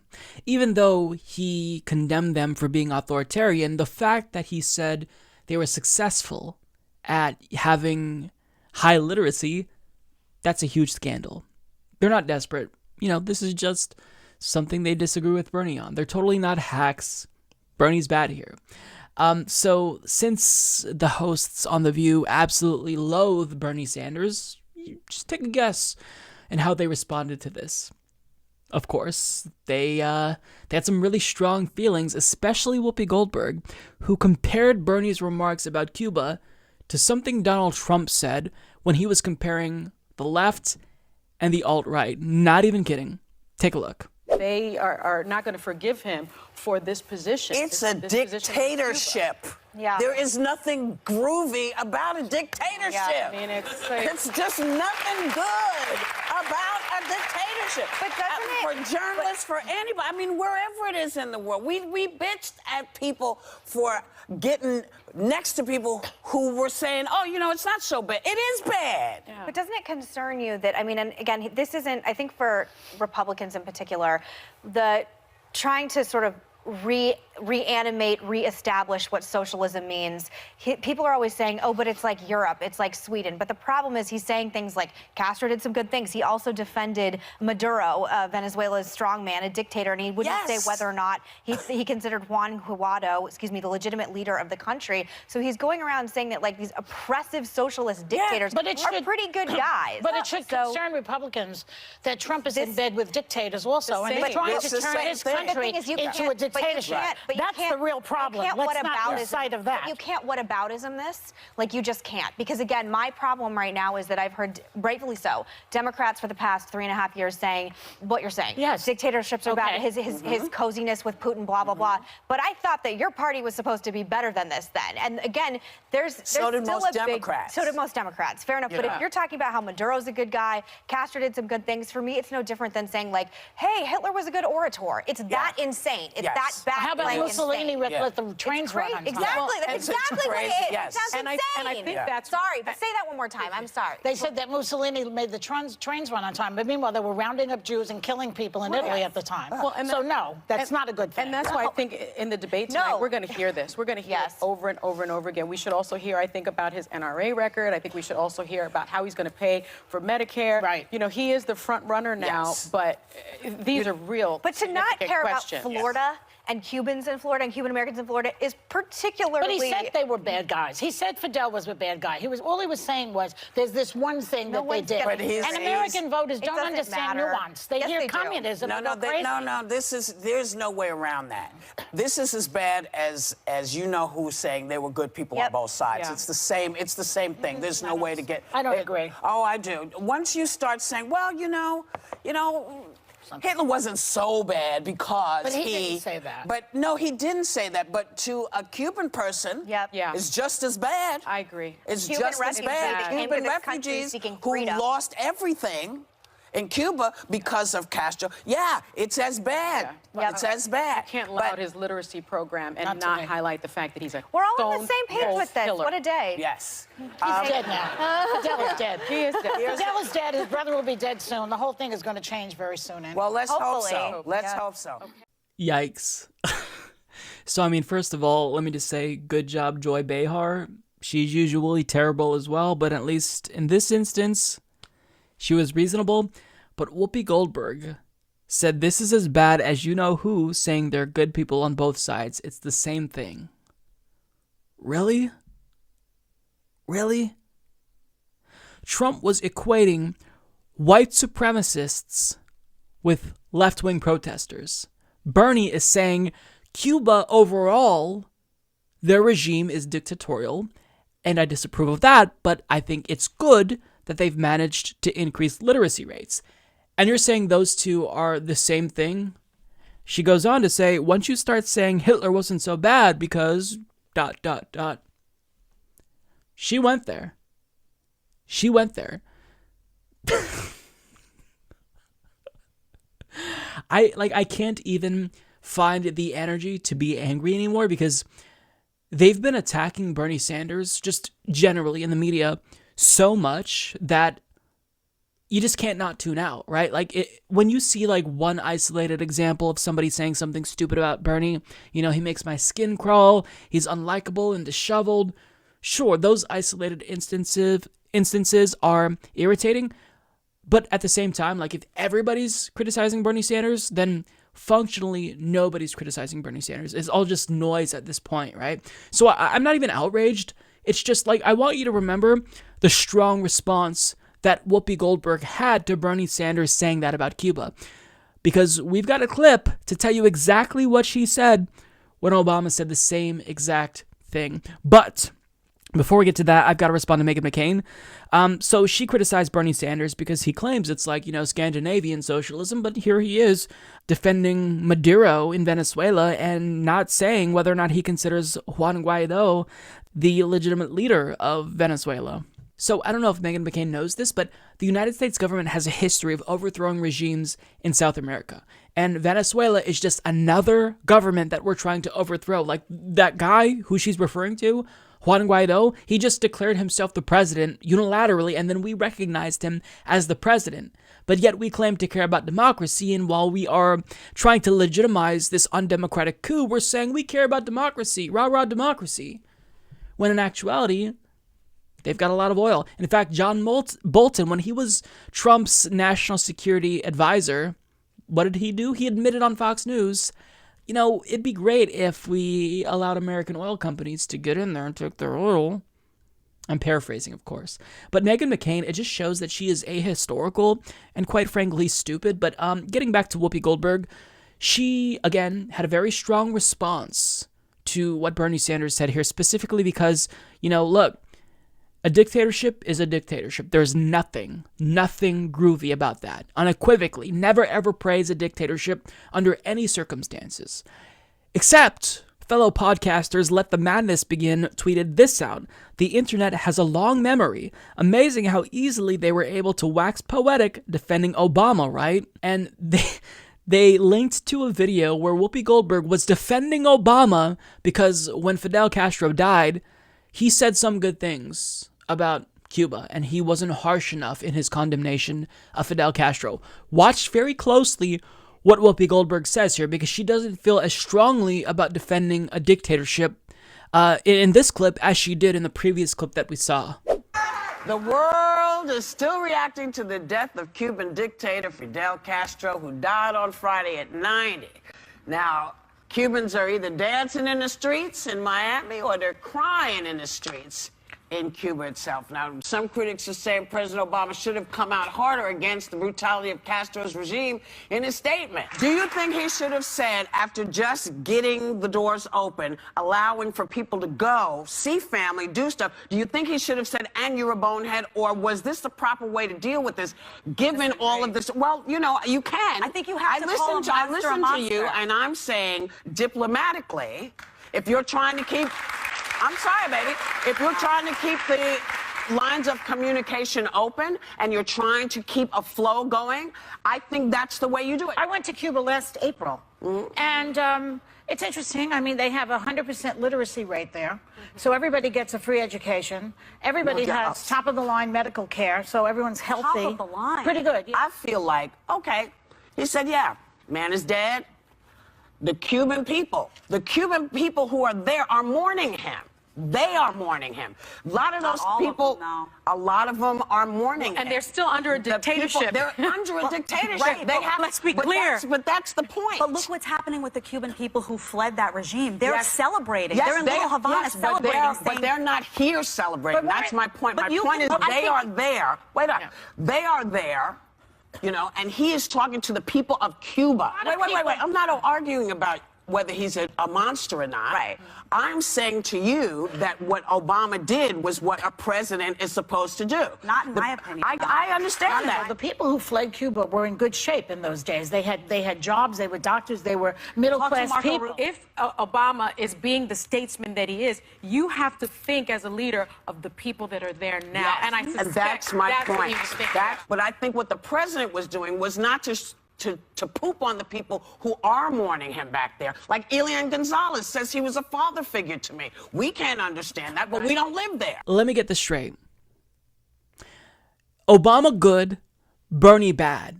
If Obama says it, good. If Bernie says the same thing, bad. Because Bernie bad, Obama good. That's the level of political analysis that you can expect when you tune into The View. Obviously, this proves that Whoopi Goldberg very obviously is a political hack, and I don't even really want to call her a hack because I just think that she doesn't think deeply about politics. Like, she often likes to scold the left. I remember when AOC was elected, she scolded Justice Democrats for not doing our homework about Nancy Pelosi and how she got that Obama bill through. Like, she couldn't even remember the Affordable Care Act. So she's someone who's just like an average consumer of political news. With that being said, I can't give her a pass because she's on this national platform and her views on politics reaches millions of people every single day. So you can't not be educated. You can't not form very intelligent, well-researched views on politics if you're going to talk about it, Whoopi. I mean, think about what she said here. Diplomatically, if you're trying to keep the lines of communication open and you're trying to keep a flow going, I think that's how you do it. You've got to give them a little bit of praise. But wait, I thought you said it was bad to praise a dictatorship in any circumstance. This is what she said about Bernie. It's a dictatorship. There's nothing groovy about a dictator. But when Obama does it, well, diplomatically speaking, maybe we can let him praise them a little bit because you just want to keep the lines of communication open. On top of that, she said, I'm not arguing about whether he's a monster or not. I'm saying to you that what Obama did is what a president is supposed to do. So it's fine if Obama does it, but it's not okay if Bernie does it. This is hackery to a level that is just brazen. And she probably doesn't remember saying that because, again, I don't think that she has like a core political ideology or any driving philosophy. She just kind of shoots from the hip. And this just shows what a hack she is. But like, the worst part was when Joy Behar said they have 100% literacy rate there, so everybody gets a free education, everybody has top-of-the-line medical care, and everyone is healthy. Now, when Joy Behar said this, did Whoopi Goldberg scream at her for praising a dictatorship? No. She nodded along in agreement. Line medical care, so everyone's healthy. American politics is exhausting. It's exhausting. I miss the times when politics was boring and nothing was happening. Like, in fact, politics should be boring, right? Politics and political systems are functioning well when things are boring. But in the United States, we see this. Like, this isn't just a one-off. Whoopi Goldberg isn't uniquely hackish here. Everyone in mainstream media is the same way. Like, I just played a clip of Barack Obama and Bernie Sanders saying the same thing about Cuba and how the response has been completely different. Bernie Sanders is universally condemned by the media and members of the Democratic Party establishment. Even the DNC, Tom Perez, their spokesperson, came out when they're supposed to remain neutral to condemn basically what Bernie Sanders said, but Obama says the same thing. Crickets. Not controversial at all. So I don't even know what to say anymore. If you watch The View, unironically, please stop. You're making yourself a less educated voter because 99 times out of 100, if you tune into The View, you're going to come away less informed than if you just hadn't watched. Like, there was a study, I want to say it was back from 2014, 2015, and I wish I could remember the university who conducted it, but they found that people who watch Fox News are less informed than people who watch no news. I would guess that the same is true for The View. I mean, what do you get from this? What value can you extract politically? Can you honestly say that you're learning anything? They say the same thing that's said on MSNBC and CNN, albeit worse. They take it like to the next step and say it in a dumber way somehow.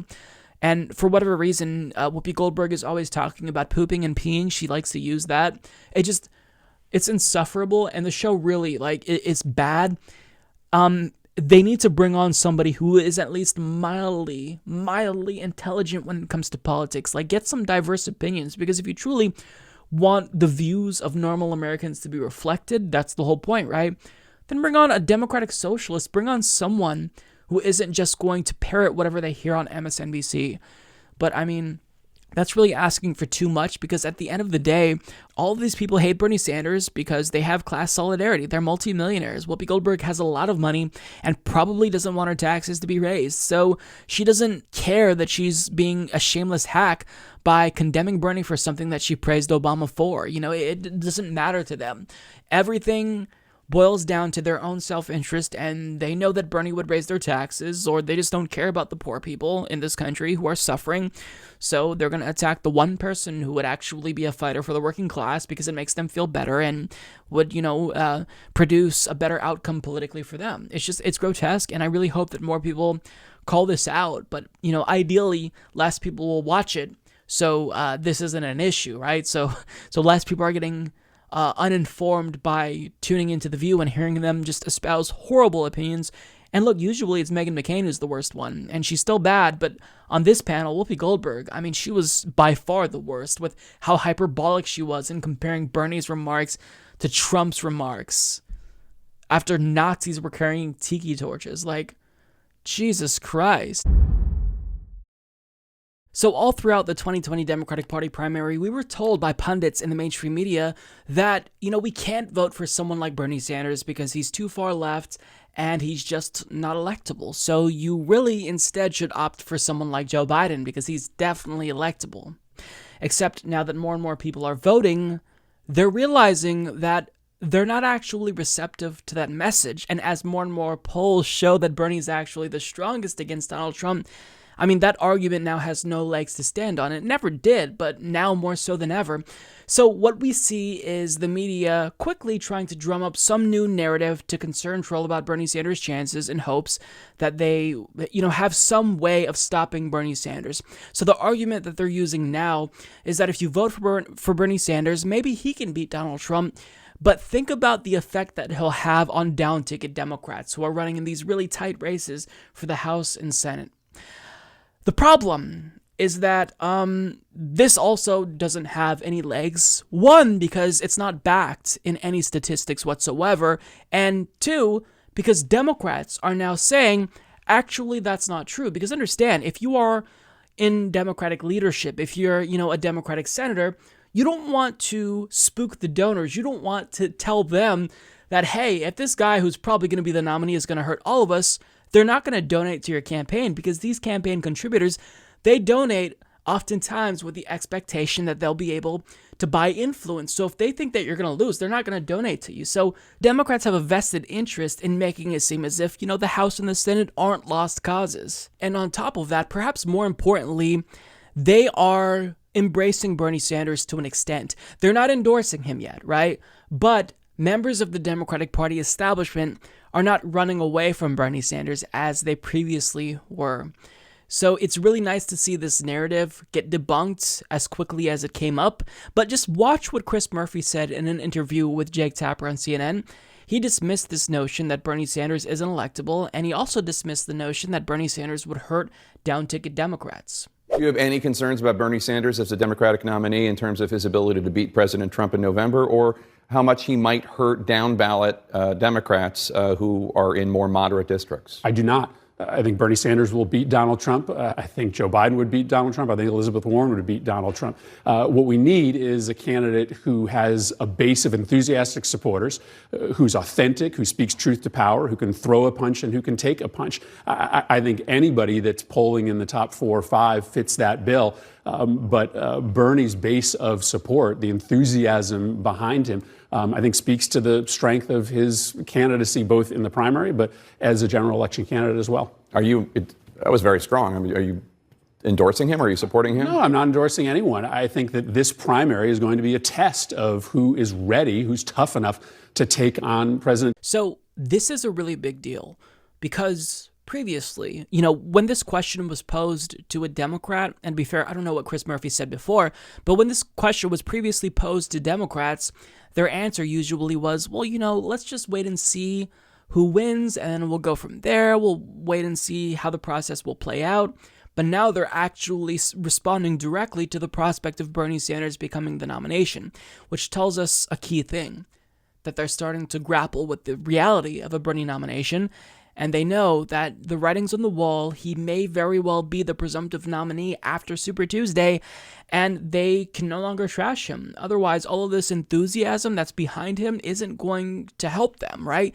And you want to ride on Bernie Sanders' coattails. And Chris Murphy was correct to point out that Bernie has a lot of enthusiasm behind him. So if this person with a massive movement has all of this energy behind him, and you start dogging on him, well, that's not going to help your case. And I don't know if he's up, for re-election, to be fair, but it hurts Democrats if they dog on the person who's at the top of the ticket. So they're starting to accept the reality that Bernie Sanders may very well be the Democratic Party's nominee. This is huge, and it may seem like I'm reading too much into this, but hold, because I've got more on that. But I want to get to a specific quote from Chris Murphy here. He says, Bernie's base of support, the enthusiasm behind him, speaks to the strength of his candidacy in the primary and the general election as well. And this right here, I shouldn't have to give him credit for saying this because it's just common sense, but yeah, it doesn't take a Democratic strategist who's paid 7 figures a year to tell you that Democrats win elections when turnout is high and the base is excited to come out and vote. That's what led Obama to victory, and that's what's going to lead Bernie to victory if he's at the top of that ticket. So this is really what it's all about. All this worry about Democrats losing the House and the Senate if Bernie Sanders is at the top of the ticket, they should be enthusiastic about him being at the top of the ticket, because if he actually brings out this base that he's trying to bring out, younger voters, disaffected non-voters, then guess what happens? When they're already out to vote for Bernie Sanders, they're going to vote down the ticket for Democrats in the House and the Senate, and Bernie would campaign for them if he's the Democratic Party nominee. So it'd be moronic for them to continue dogging on Bernie Sanders. And the fact that he is so close to clinching this nomination and the way that they are responding tells us that really this may become a reality soon. But the real question is, what are Democratic Party leaders saying? What's Nancy Pelosi and Chuck Schumer saying? Well, pretty much the same thing. They're not running away from Bernie Sanders. They're grappling with the reality of a Bernie Sanders nomination. As Marty Johnson of The Hill reports, House Speaker Nancy Pelosi on Wednesday said she would be comfortable with Senator Bernie Sanders as the Democratic presidential nominee in November. The Congresswoman was asked the question as she was leaving a closed-door meeting in the House basement Wednesday morning. She replied with one word: yes. Other congressional Democrats have balked at the idea of Sanders, a longtime independent and self-proclaimed Democratic socialist, being the party's nominee in the general election. Senate Minority Leader Chuck Schumer on Tuesday also suggested that he would be comfortable with the Vermont senator as his party's nominee. Look, the bottom line is very simple, Schumer said Tuesday when asked about Sanders' praise of former Cuban leader Fidel Castro's literacy program. We have a lot of strong nominees. I'm not supporting one over the other, but I think every one of them will beat President Trump, he said. So first of all, again, this is partially tactical because they don't want to spook donors. They don't want to make it seem as if they're going to lose under any circumstances. But second of all, you have to listen to the words that they're using.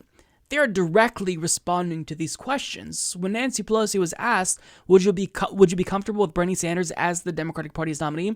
She says yes. She's not trying to pivot and say, well, look, it's still early in the process. We'll wait to see how it plays out. She's answering directly, which tells you this may be a watershed moment where the Democratic Party is now having to pivot. They're not going to embrace Bernie Sanders with open arms. They will probably still try to steal it with him at the convention in Milwaukee, but they know there's a very large possibility that Bernie Sanders could become the Democratic Party nominee. Whether he wins a very large plurality or outright majority, they know it's possible, if not likely. So now they're starting to pivot. They're going to have to grapple with the reality, like it or not, that Bernie Sanders may be the new leader of the Democratic Party. And, even if deep down it kills them, well, the fact remains that they have no choice in this matter. The base has spoken, and you can only piss off the base for so long. So now, in spite of the mainstream media saying over and over again that Bernie's not electable or that Bernie Sanders is going to hurt down-ticket Democrats, you have the leaders of the Democratic Party, Chuck Schumer and Nancy Pelosi, come out and say, I'm fine with Bernie as the nominee. This really is huge, and I know that to people who don't follow politics as much as I do, this seems insignificant, but it really is a big thing. For them to not pivot here, for them to just say, sure, I'm comfortable with Bernie, they know it's coming. And let me remind you, Nancy Pelosi was part of the early 2019 How to Stop Bernie Sanders meetings with Pete Buttigieg and Neera Tanden, and also Chuck Schumer, I believe, and Terry McAuliffe. So she doesn't want Bernie Sanders to be the nominee. This is something that she's saying now because she doesn't have a choice. You can't spit in the faces of people who are enthusiastically supporting your party's nominee, who's the new leader of your nominee. That would hurt your chances as well. And Nancy Pelosi, if she cares about anything, it's raising a lot of money. It's raising a lot of money. So if donors see that you piss off the base and they think you might lose, well, they're not going to donate to you. Nancy Pelosi is well aware of this. So now getting to that whole new talking point about Bernie Sanders will hurt down-ticket Democrats, on MSNBC, of all places, I saw the best debunking of this new talking point, and it came from Chris Hayes, who is probably the most sane person on MSNBC. Just look at some of the evidence that we have, and I'm telling you, it's not in the data. It just isn't. Here are the head-to-head matchups between President Trump and the Democratic presidential candidates. He is consistently, in poll after poll after poll, at or near the top of all of them, while the candidates who are characterized often as more electable are lower. Sanders has higher favorability ratings than any other Democratic presidential candidate in the field. His campaign has raised more money. His campaign's cash on hand in the latest FEC filing more than double the other non-billionaire candidates. And his ability to raise money is not nothing when it comes to electability and possibly $1 billion being dropped on his head. Now, there are swing district congressional members in Congress who really do worry about Sanders' effects on them, about being dragged down on those down ballot races. And I got to say, they might be right. They know their districts well. They also might be wrong. I don't know. I do know I definitely heard that a lot in 2016 from a lot of swing Republican members. As political scientist Kyle Kondik points out in the New York Times op-ed, those fears about down ballot drags might be overstated. But I'm open to the data. We'll see. I mean, look, left-wing candidates sometimes lose. They sometimes get drubbed. George McGovern wasn't a left-winger. He was a liberal, but he famously lost in a landslide defeat to Richard Nixon in 1972 after his insurgent progressive campaign managed to capture the Democratic Party nomination. And that's a trauma that has stayed with people for generations, understandably so. If you can point me the data that we have where Sanders is 7 points behind in head-to-head matchups with Trump, I think there'd be real reason to worry. But it's just not what the data says. If you don't like Bernie Sanders because you don't think he would be a good president, then that's your choice. You should act on that as a citizen. But if you are freaking out because he is so obviously an electoral disaster, I'm here to tell you it's just not what the information that we have now suggests. That was absolutely fantastic. So credit where it's due. Chris Hayes should probably be worried that MSNBC will fire him after telling the truth about anything. But, you know, credit where it's due. And this George McGovern example, it's always been incredibly stupid to me because that happened 50 years ago. And the polls always showed that Nixon was going to beat George McGovern handily. That's not true now. And like, rather than going back 50 years, why wouldn't you just go back 4 years to see what type of candidate can beat Donald Trump? Clearly a moderate loss to him, right? So it's just, they're literally trying to figure out any possible way to dissuade voters from opting for Bernie Sanders. But finally, we're not thinking about what would appease the pundits on mainstream news. We're voting in a way that makes us feel good because we know Bernie Sanders will fight for us. So this really is, I think, a watershed moment, and you love to see it. So this next story is truly heartwarming because it really proves that money can't buy everything. You may be able to buy a lot of things, but you can't buy everything. Specifically, you can't buy loyalty. Because, as many of you know, Mike Bloomberg is poaching the staff members of a lot of other campaigns, and he's offering them not just competitive salaries, but a lot of money to work for him. So these other campaigns are having people flee them to work for Bloomberg, not necessarily because these people ideologically agree with Mike Bloomberg, but because the amount of money that he's offering is quite literally life-changing. So you can't really refuse it if you're self-interested, if you want to survive, if you live in a city like New York, you know, and you want to get by. However, not everyone who's working for Bloomberg is fully on board with his agenda. Look at this tweet from Kayla Page. She writes, I just had a Mike Bloomberg canvasser come to my door. I let him know politely I am decidedly voting for Bernie Sanders, and then he just gave me a fist bump and said, oh, me too. Feel the burn, homie.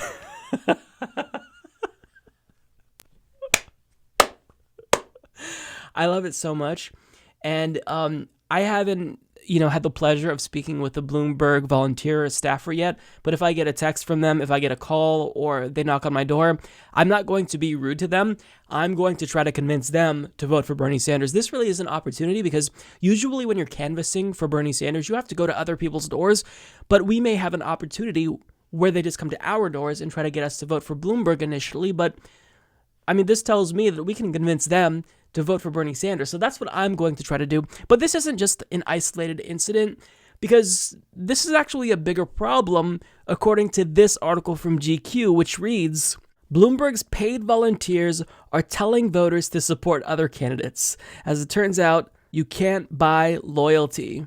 I love that. You can't buy loyalty. You can have 100 different yachts. You can have a couple of mansions, but you can't buy love and affection. Anyone who's supporting Mike Bloomberg, these mayors across the country, people in the House of Representatives who have endorsed him, they're not endorsing his policies.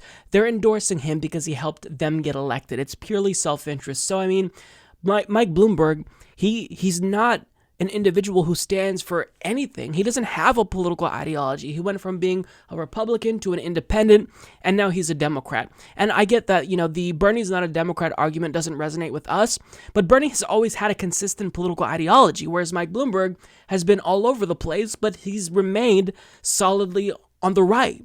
So you're not convincing anyone, and by, hiring a bunch of people to canvass for you, sure, you can pay them a lot of money and offer them a lot of nice perks like a MacBook Pro, but that doesn't mean that they're going to love you and act in good faith for you because they don't believe in you. Now, as Luke Darby of the article writes, the Los Angeles Times reports the campaign has hired 500 deputy field organizers, paying them $2,500 each to promote Bloomberg on social media to their friends and family. A Bloomberg spokesperson said in a statement that the goal is to meet the voters everywhere on any platform that they consume their news. Based on documents and interviews with some of these organizers, the Times found that many of them are using accounts that are only 1 or 2 months old and that some have fewer than 20 followers. One organizer described the training they received, saying the campaign told them the average person has a network of 750 people on their phones. They told us, we want you to reach out to those friends you're comfortable talking to, and then also those friends you might not have talked to in a while but might be interested in politics. This is in line with some other unusual approaches that the Bloomberg campaign has taken so far, including funding a massive meme-producing effort and a proposed $150 to social media micro-influencers to make content that tells us why Mike Bloomberg is the electable candidate who can rise above the fray, work across the aisle, so all Americans feel heard and respected, according to the campaign's listing. Despite the $2,500 paycheck, deputy field organizers aren't exactly turning out sizzling content. Per the Times, quote, rather than create their own content, organizers often use the exact text, images, and links provided to them by the campaign. The result has been a stiff outpouring of tweets, Facebook and Instagram posts with little to no engagement and sometimes half-hearted text messages. Some organizers were so robotic in their tweeting, Twitter suspended their accounts Friday evening after the Times inquired about whether their behavior complied with the platform's rules on spam and manipulation. One organizer in Los Angeles told the Times, when I text my friends, depending on the friend, a lot of people think it's spam or my account was hacked. Once people realize it's actually me who's making these and it's not spam, they kind of just figure I'm being paid for it. At one point, another organizer texted his friends, Sam Donaldson just nailed it. Mike Bloomberg is the president we need to unite our country, using the exact wording suggested by the Bloomberg campaign. He promptly followed up with a text reading, please disregard, vote for Bernie or Warren. So, there you have it. Look, if you're not an organizer, if you have no, foundation in true grassroots, this is what happens. You can't get people to make memes for you that they believe in, that they find funny because you paid them to, because they have to believe it. Otherwise, the creativity, that spark's not going to be there. You can't have people reach out to friends that they don't know. I don't know 750 people. I could, reach out to, maybe 15 people at most. But, you can't get them to awkwardly talk to people from high school that they haven't spoken to in years to get them to vote for you. It's just, This isn't the way that organizing works. So you can try to poach people away from other campaigns and pay them a lot, but at the end of the day, if they don't believe in you, when they make that pitch to people, when they knock on doors for you, it's going to fall flat.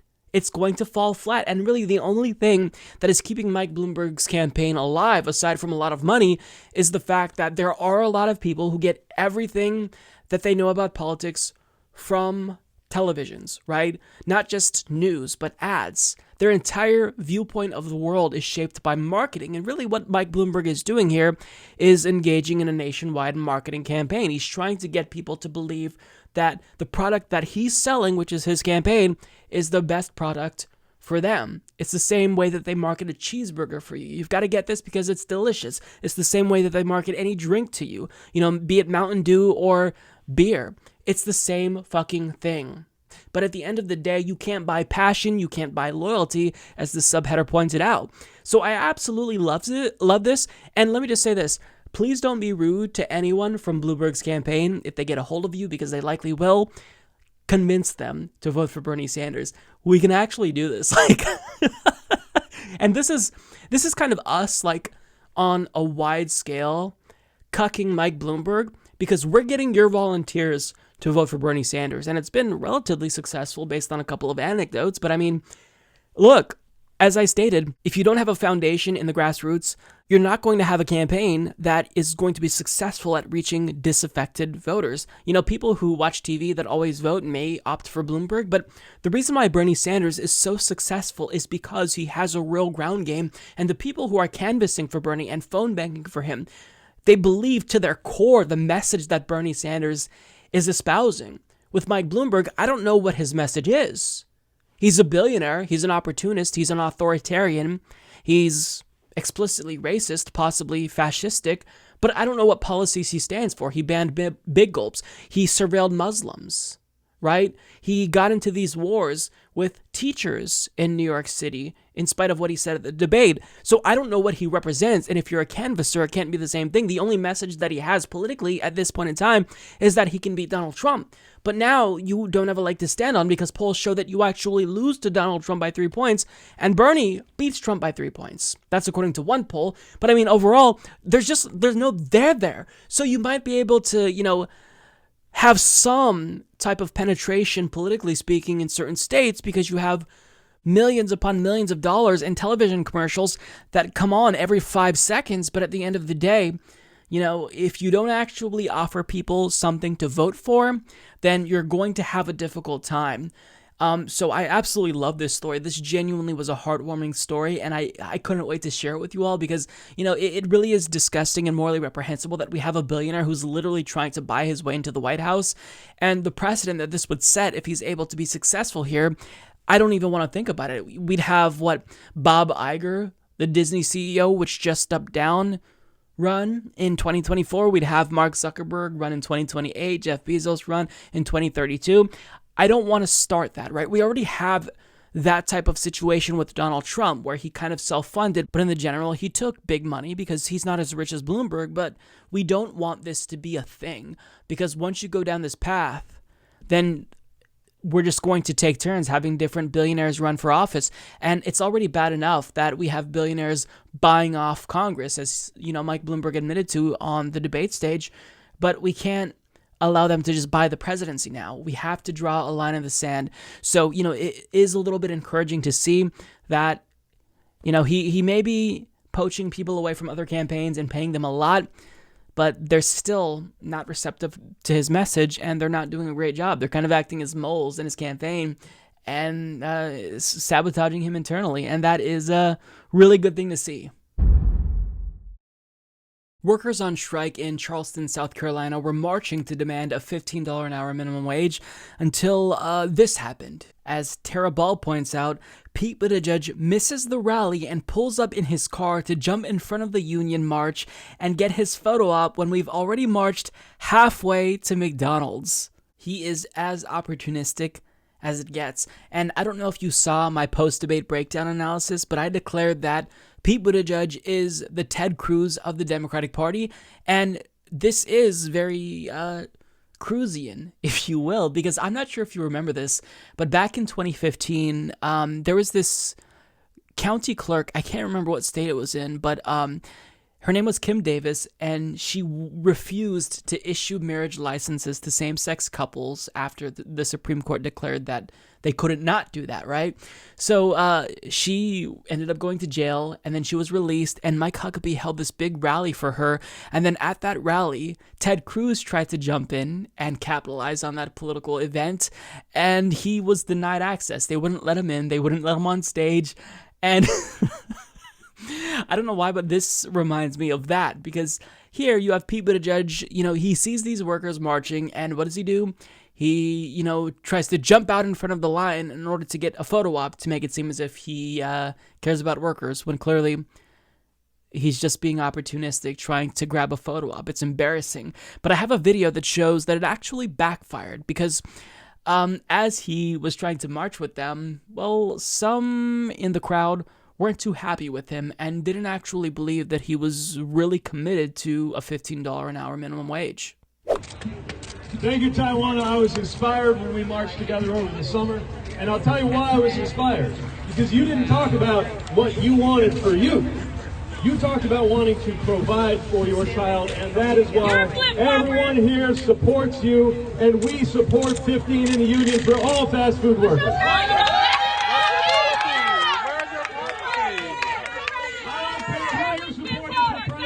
You deserve $15 an hour. You deserve a union, and we stand with you. The president says it's a good economy. It's not a good economy until everyone can get ahead. That is what we believe, and that is why I'm standing here. No matter who you support, I support you. We support you.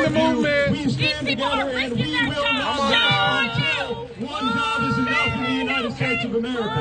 Thank you. You think I'm workers right?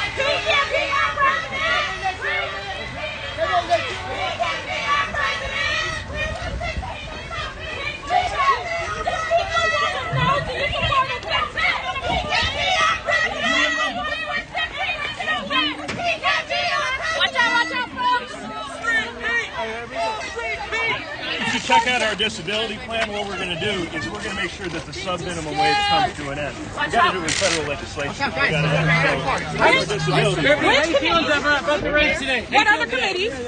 How? What structure barrier are you going to change for the black workers?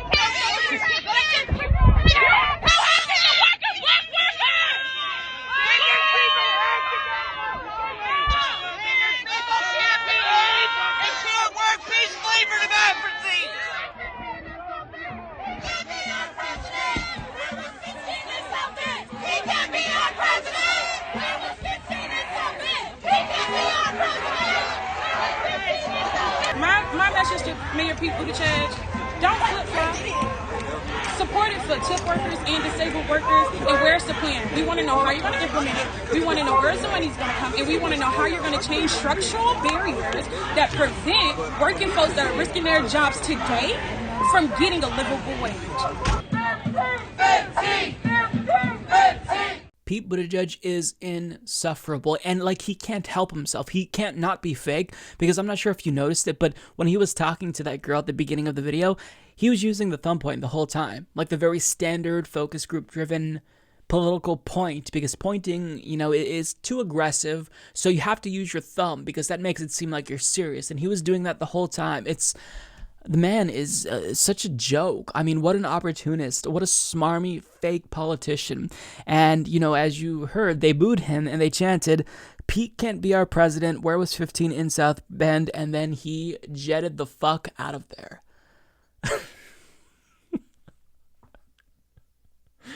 I really, really enjoyed this clip. I watched it multiple times.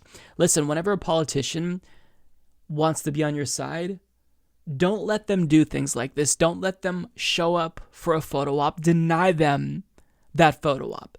Because even though, it's easy to get, overwhelmed because if you see someone who's famous or a politician with national name recognition, you're starstruck. You want to take a photo with them. Understand that these people do not care about you. Pete Buttigieg does not care about workers. Look at his agenda. What is his agenda?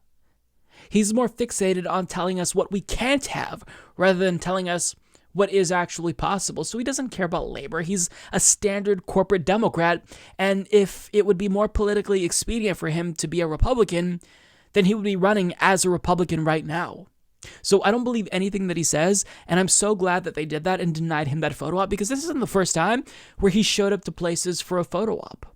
He went into a restaurant, I believe in Nevada, maybe it was South Carolina, I can't remember, but he approached these 4 black women and asked to take a picture with them. Why? Well, because he wants to make it seem as if black people like him. But in actuality, he's polling at, 2-3%?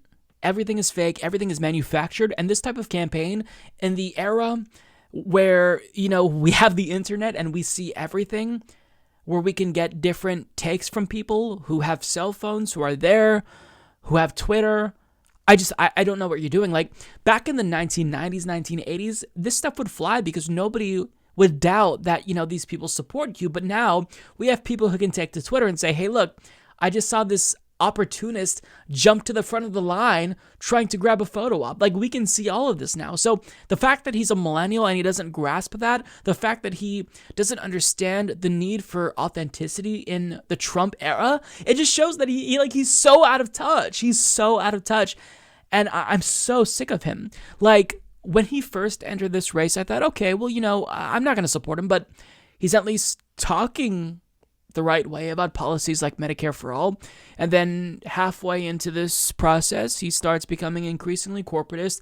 And now he's the most openly hostile towards Bernie Sanders, effectively saying he's the same as Donald Trump. And if you're exhausted now, wait until you see Bernie Sanders versus Donald Trump. No, we're exhausted from you, Pete, because you're driving us nuts because you're so fake. You're rehearsed. Everything you say is scripted. Nothing is authentic. You're disingenuous, and we don't know what you believe in because I don't think you have a political ideology. You stand for nothing. You represent no one. Just go away. He's so irritating, but regardless, hopefully if you feel the same way that I do about Pete Buttigieg and you can't stand him, that video gave you a little bit of pleasure, I guess, for lack of a better word. It is really encouraging to see that Medicare for All has never had this much momentum, at least in my lifetime. Like, we've never talked seriously as a country about the pros and the cons between, a private versus single-payer healthcare system. And it's great. And the reason why we're winning this argument is because we have facts and statistics and studies on our side, whereas our opponents, like Pete Buttigieg and Amy Klobuchar, all they have are corporate talking points and campaign contributions from the health insurance industry. So these are shills who are using hacky talking points that aren't landing, and as more and more people vote during the 2020 primaries, it's really nice to see that they're siding with Bernie Sanders. Even if they don't support Bernie Sanders or vote for him, 60 to 70% in some instances are siding with Medicare for All. So anyone who's against it at this point has to admit that they don't actually care about all of the benefits that it brings. They're just trying to maintain the status quo because they want to keep the gravy train rolling.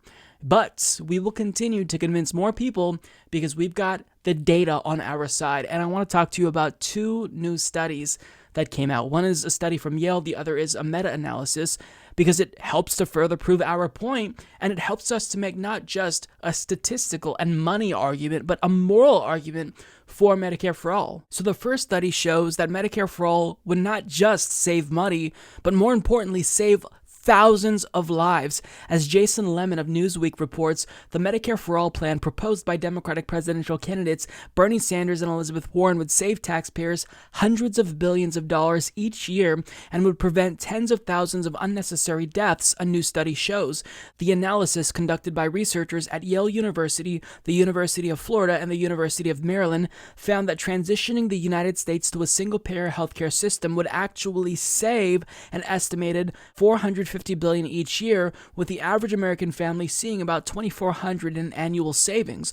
The research, which was published Saturday in the medical journal The Lancet, also found that Medicare for All would prevent about 68,000 unnecessary deaths per year. Quote, our study is actually conservative because it doesn't factor in the lives saved among underinsured Americans, which includes anyone who nominally has insurance but has postponed or foregone care because they couldn't afford the copays and deductibles. Alison Galvani, an author of the study and researcher at the Center for Infectious Disease Modeling and Analysis at the Yale School of Public Health, told Newsweek. Overall, the new research anticipates annual savings of about 13% in national healthcare costs, while providing better healthcare access to lower-income families. According to the study, about 37 million Americans do not have health insurance, while an additional 41 million people do not have adequate healthcare coverage. Taken together, about 24% of the total population does not have healthcare coverage that meets their needs. Now, I just want to stop and reflect on the findings of this study. Put aside the savings, because that's one thing. Medicare for All, according to this study, would save 68,000 lives per year. Per year. So now the question becomes, if you don't support Medicare for All, why don't you care about those lives? Why are those lives meaningless to you? Why are health insurance industry profits more important than those lives? And I really hope that on a debate stage, we see Bernie Sanders ask this question. Because as they, pretend to care about the lives of Americans and wanting everyone to have health care, this needs to be said. For all the times that the DNC, Tom Perez, and, members of the Democratic Party establishment claim that health care is a right, well, how come you don't want it to be a right? If you don't believe healthcare should be free at the point of service, if you don't believe in Medicare for All, if you don't believe in doing what would save 68,000 lives per year, then you're indirectly responsible. You're indirectly responsible anytime someone who's uninsured or underinsured dies. And as they stated, this estimate is conservative because people who are uninsured oftentimes either go bankrupt or die because they have health insurance, but it's just not good enough. So we have to make this moral argument, and we've got to make it loudly and clearly, because someone in this country who doesn't have health insurance, for them to die, that is just unacceptable. And we need to communicate to them that their lives are important, which is why we have to vote for Bernie Sanders, who is the only person who we can trust on this issue. Now, moving on to another study. This is a meta-analysis that shows there actually is a consensus among the experts who've crunched the numbers that Medicare for All would reduce overall healthcare spending. So, as Diane Archer of The Hill writes, Christopher Kai and colleagues at 3 University of California campuses examined 22 studies on the projected cost impact for single-payer health insurance in the United States and reported their findings in a recent paper in PLOS Medicine. Every single study predicted that it would yield net savings over several years. In fact, it's the only way to rein in healthcare spending significantly in the United States. All of the studies, regardless of ideological orientation, showed that long-term cost savings were likely. Even the Mercatus Center, a right-wing think tank, recently found about $2 trillion in net savings over 10 years from a single-payer Medicare for All system. Most importantly, everyone in America would have high-quality healthcare coverage. Medicare for All is far less costly than our current system, largely because it reduces administrative costs. With one public plan negotiating rates with healthcare providers, billing becomes quite simple. We do away with 3/4 of the estimated $812 billion the U.S. now spends on healthcare administration. So, there you have it. For everyone that's fear-mongering about the price tag of Medicare for All, why is it that they never speak to the fact that's been proven now by 22 studies that overall health spending will actually decrease under a Medicare for All system? Why do they never have an answer to that? Or, whenever that question comes up, they change the topic. They say, well, you know what? Sure, I hear you there. I see these studies about it saving lives, but why do you want to take away choice? Again, This is a talking point straight from the industry, and really it's difficult to find studies that debunk that. But what we can do to debunk that narrative is have one of the authors of the Medicare for All bill, or the author of the Medicare for All bill, the House version at least, Pramila Jayapal, go on national television and speak to it. And that she did, because she actually responded to this stupid-ass choice argument, which I can't believe they're still using because it's so disingenuous. And she basically thoroughly dismantled it. And on top of that, she cited the Yale study, and everything she did here was just brilliant because she is making a case for Medicare for All that is undeniable. Take a look. So what do you say to people who say, hey, I like my private insurance plan. I work for a large employer. It's relatively inexpensive. It's relatively a simple system. So what do you say to people who don't want to give up their private insurance plans? Well, I would just say, first of all, that nobody likes their private insurance plan. What they like is their doctor. And if you look at all the polling, when people are asked if they want to give up their private insurance, the support goes down a little. If you take the next question, which is if you could keep your doctor, but you were going to have to give up your private insurance plan, the support goes up even higher, including among independents and Republicans. So what people want is health care. And the current plans, the employer-provided health care, even if you're lucky enough to have that, you are seeing costs increase dramatically. It is why unions have come on board to Medicare for All, because they see the direct connection between wage stagnation and rising health care costs. And what choice do you really have if you have an employer-covered plan? Your employer chooses the plan. Your insurance provider decides what benefits and what doctors and hospitals you get to see. That's why we have all the horrible surprise billing that's happening across the country. And if you lose your job or if you're too sick to go to work, you've got no health care at all. So I think this is a red herring to say that these plans provide choice. What really provides choice is to guarantee insurance for all Americans so that whether you're in one job or the next, you keep the same plan, the same doctors, and you actually get to have lower costs and not be providing, not be in that situation where you're dying. One more thing I want to say here. There was a fabulous study that just came out, published in The Lancet, very respectable medical journal, and it was done by the director of infectious diseases at Yale University. She estimates, or those researchers estimate, that Medicare for All would save over 68,000 lives and save $450 billion annually. Medicare for All who want it would actually cost us more and not cover everybody. That was absolutely brilliant. That was absolutely brilliant, because when they talk about choice, when you're referring to our for-profit private health insurance system, what is this in actuality? It's the illusion of choice, right? Because even with a public option, I can technically choose between public or private insurance, but that doesn't actually increase choice where I want it when it comes to healthcare. I want to be able to see whatever doctor and go to whatever hospital or doctor's office I want to, but I can't do that even with a public option. Why? Because networks will still exist. There's still multiple payers in the system, right? So I'm limited in my options overall. But Pete Buttigieg, Amy Klobuchar, Joe Biden, they don't tell you that because they're paid to use these talking points that originate directly from the health insurance industry. And, we've made a really powerful case for Medicare for All.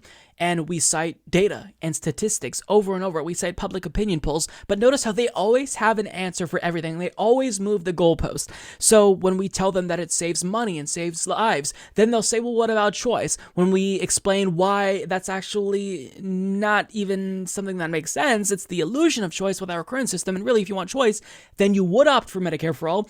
Then they say, yeah, well, how do you get it done? Isn't it politically implausible? And would you be willing to compromise? Like, there's always some type of bullshit manufactured response because they just don't want Medicare for All. Because think about this.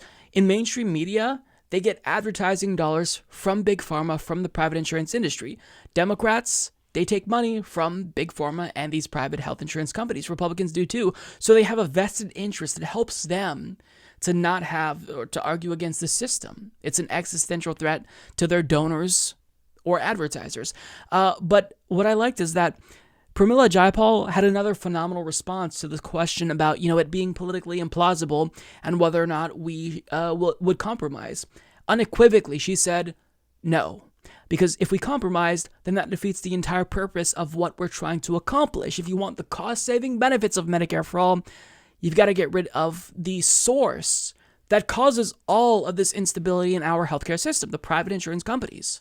Would Democrats like yourself accept an incremental application in pursuit of Medicare for all, perhaps just going after, to your insulin point, the negotiation of pharmaceutical drug prices rather than just demanding this whole program wholesale? No, here's the problem, Bob. If you try to keep the private insurance companies in the marketplace, what you do is drive up costs. The whole problem with our healthcare system today is that it has started to put profits over patients. We have a system where 30% of our entire healthcare costs in this country are actually going to administration, and that is really ways to keep people from getting health care and provide big CEOs with huge paychecks. But it's not providing people with health care. So we have to fix that underlying problem, or you do not bring down costs and you do not provide universal care for everyone. Again, that was absolutely brilliant, and she really is one of the best, if not the best, spokesperson for Medicare for all,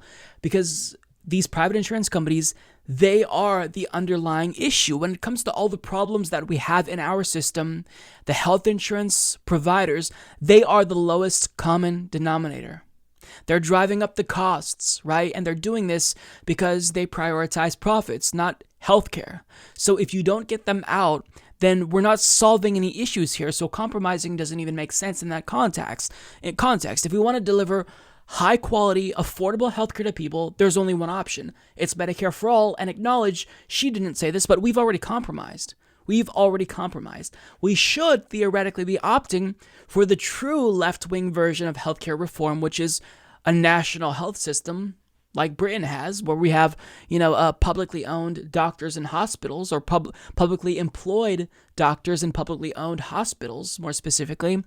But we're opting for just government-run insurance, not socialized medicine, socialized insurance, because that is going to be efficient, and we're already working with an existing framework, and that's Medicare.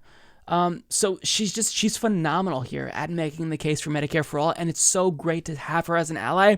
Now, one last thing I want to leave you with is she made a really strong moral case for Medicare for all and stressed that our current system, we have to respond to it. We have no choice because people are dying because of it. And I think the thing here to think about is that we have a healthcare system that literally causes people to die. We have a healthcare system where people are paying 10 times more for insulin in the United States than they do in Canada. We have a healthcare system where 500,000 people every year file for medically related bankruptcy because of medically related costs. So this is untenable. The system as a whole will cost us $55 trillion over the next 10 years. So the question here becomes, why would you protect the status quo? And how do we make sure that every single person has universal care? In the last year since I've introduced the bill, we have had a historic 4 hearings in the House of Representatives. We have over half of the Democratic caucus, including top leadership. We have 30 unions that have sponsored the bill, an incredible racial justice coalition, because people understand that we have to imagine a different kind of guaranteed government-provided insurance program that will allow everyone to get health care. No copays, private insurance premiums, or deductibles. That was excellent. And we have to continue not just arguing on the basis of statistics and cost and public opinion polls, but we've got to make a moral case. Like, even if the studies show that Medicare for all wouldn't be cheaper, that doesn't matter to me. I care more about lives because that's more valuable than money or the deficit, right? If we're not serving the people, if the United States government isn't looking out for the American people, then nothing else matters. People are dying. So we've got to make that case. We've got to cite over and over again, 68,000 lives will be saved every single year, possibly more if you factor in the underinsured. And anyone who's against this reform, Medicare for all single payer, they're admitting tacitly that they don't care about those lives. Those lives are meaningless. They can keep dying because they want to protect the profits of their health industry donors. Pete Buttigieg isn't trying to, offer people more choice. He's making a political calculation and doesn't care that thousands of people will die every single year. So if you don't believe that we should save that 65,000 or 68,000 lives, then you're a bad person. The blood from them is on your hands. If they die, you have to live with this, Pete Buttigieg and Amy Klobuchar, because we can actually do something about it. We have studies that confirm not only is our plan cheaper and more efficient, but it saves thousands of lives. If you're against that, then you're a bad person, period, end of story. And I get that it seems like, we're being hyperbolic to really make moral arguments like that, but that's really what it comes down to. Like, if we had some type of invading force, if Russia invaded and was killing 68,000 Americans every single year, would we not take swift military action and not even question the cost? Of course. So why are we sitting back and letting 68,000 Americans die every single year when we know exactly what to do to stop that? Are their lives not important? So that's the case that we have to make. And we have to make it loudly because we're on the right side of history. And when we win one day, when we get Medicare for all codified into law, anyone who's arguing against it now will be not viewed kindly by history. I'll tell you that. Pete Buttigieg is one of them.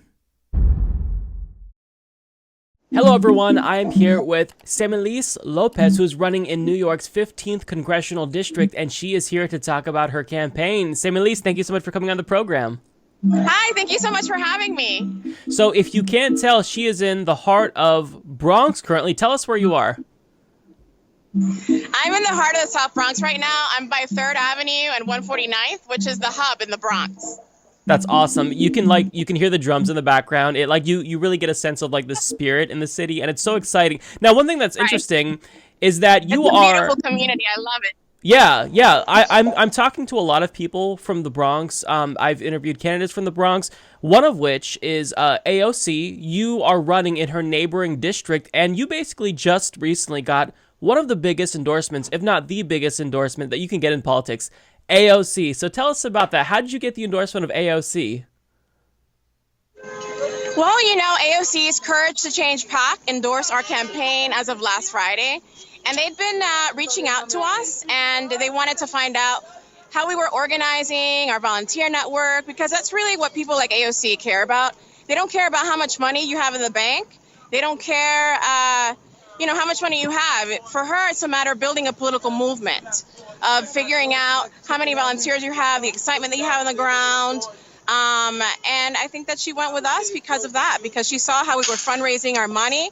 Over 80% of our donations are small dollar contributions from the Bronx and from New York City as a whole, unlike any other candidate and campaign that's running in the 15th congressional district.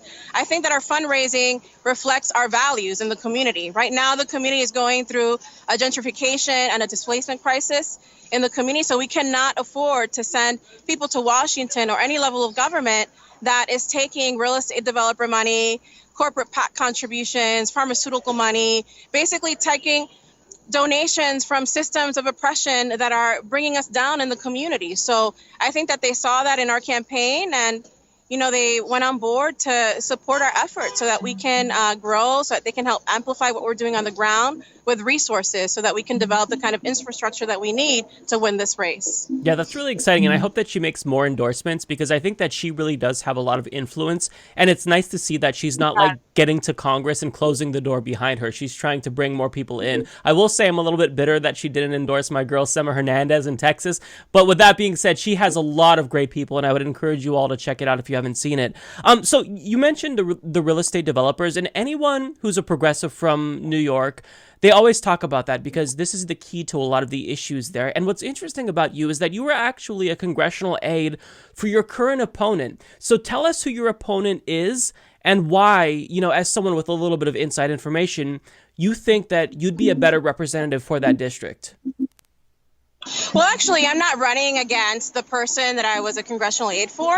This is an open seat. Oh, okay. So Congressman Jose Serrano is retiring because he was diagnosed with Parkinson's. So he's stepping down. So on June 23rd, 2020, there's going to be an open seat here in the South Bronx to determine who the next congressional candidate is going to be that's going to represent the neighborhood. So he's actually really beloved in the congressional district. He's been here for like 30 years. He's actually really progressive on many issues. So he's going to be stepping down. So he gave me my first opportunity of public service as a congressional aide, doing housing casework and immigration casework. And I saw the way that he was able to lead in the community and how he was able to bring many different people together. Because even though this is a predominantly Latino community, it's not just Latino, it's West African, it's African American, it's Yemeni, it's Muslim, it's, you know, a slice of every piece of the world is in this community. So the representative that deserves to win this area and represent it is somebody who's not going to play identity politics, is somebody who's going to basically bring people together so that we can realize what we have in common, which is fighting against things like white supremacy, fighting against things like worker exploitation, immigration injustice, and being a champion for the Homes Guarantee platform, which is a platform that's beautiful, that was basically created by directly impacted people facing homelessness and lack of repairs in their homes and mold, living in NYCHA and things like that. And they all came together to say, this is not how we want to live. And we want to reclaim the housing stock. And we want to bring this platform together and be a champion of it so that people in the community can live with pride and dignity. So that's kind of like what the issues are in this congressional district. The number one issue that we hear at the doors is homelessness. It's the rents skyrocketing. So we need a working class champion that's going to reject that kind of money, real estate developer money, to finance their campaign and put the people first unapologetically. And that's what our campaign is about. That's actually really encouraging because I see a lot of situations that are basically David versus Goliath across the country. So to know that you're not like taking on a political machine, I mean, you still are in a sense, the establishment, but you're not going up against an incumbent, that actually really is encouraging. So I kind of want to ask you about the dynamics of the race because I wasn't aware that he was retiring. What has it been like? Like, are you basically receiving the blessing of him and the establishment in New York City, like the local establishment? Or is this basically a really competitive race? No, I don't know how he's, even though he gave me my first start at public service, this was years ago when I graduated college. So I don't know where he's standing or he's supporting. He hasn't been vocal on that. But, you know, I'm not waiting for anybody's blessing. I basically am doing this with the blessing of the community and people that I have been organizing with for a very long time. I believe that when, you know, you have a calling to do something like this, you have to basically rely on the community and you have to create that change. And it starts from the ground up, really. So I don't think that we need to ask anybody for permission. And, you know, the last people that I would ask permission to do anything like this is the Bronx Democratic political establishment. So we're moving forward. We're organizing. We're knocking on doors. We're raising money in a clean way that centers the needs of directly impacted people in the district that I love. And that's basically who's inspiring us to keep going when things get hard. And we're basically leading with love and compassion, which is revolutionary in and of itself. And really using politics as a way of building community and bringing different people together and being humble in terms of how we approach people so that we can listen to their needs and let their needs as directly impacted people living in this community shape our platform. So we've been taking people's opinions and perspectives so that we can build out what we're fighting for, because I have a background in urban planning. And I believe strongly that we need to center those experiences, because a lot of people talk about very fancy terms in policy, and sometimes policy is done from an ivory tower. But I'm against that. I think that it's directly impacted people that need to shape policy and the narrative. And, you know, we need people in all levels of government that reflect those direct experiences. And that's basically the perspective that we're taking in our campaign. Yeah, and I love that so much. I love that so many candidates, yourself included, like you're not waiting your turn, for lack of a better word, where, you know, you have to go through... Hello, can you hear me? Can you hear me? Yes. Sorry, you kind of like...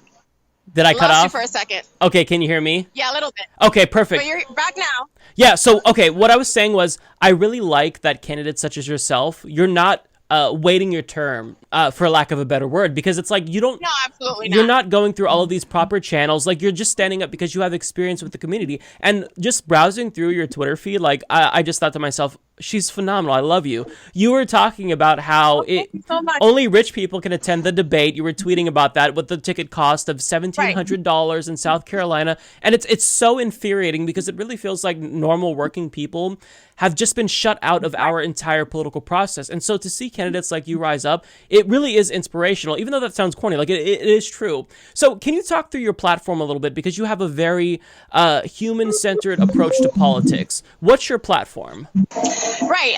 The platform that we're fighting for is definitely everything that we've been talking about. We want to have people have a sense of true ownership over the local political process. Well, before I announced my participation in this race, we've been organizing people on the ground in terms of educating them about the infrastructure of their local political party and getting them enrolled in local party positions like county committee, district leader, state committee.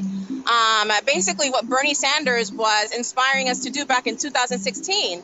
He said that we should be running in all levels of politics and government so that we can transform our government and make sure that we've been organizing for a very long time in the community, democratizing political information and identifying activists that have been doing this work on the ground and taking guidance and inspiration from frontline communities here in the Bronx, like the environmental justice community that has bared the brunt of environmental injustice. So we need to center that narrative and inject it in everything that we do and use our platform in Congress to fight for those ideals and center those experiences and that platform so that we can take the advocacy to the next level and create the right political conditions for the community activism and the movements on the ground that are really the ones that have a huge role in making transformative change in the community. We need to create the right political conditions for that activism on the ground to take root. What happened in 2018 with the Independent Democratic Conference, I don't know if you followed that conversation in New York State, but it was like 8 rogue Democrats that were empowering Republicans in Albany to stay in power. And then everybody in the progressive space, the authentic grassroots, real, progressive space here in New York City and in the Bronx, we all got together to defeat that arrangement. And because of that, we were able to see one of the most progressive tenant rent reform measures that have ever been passed in Albany in all of New York State's history.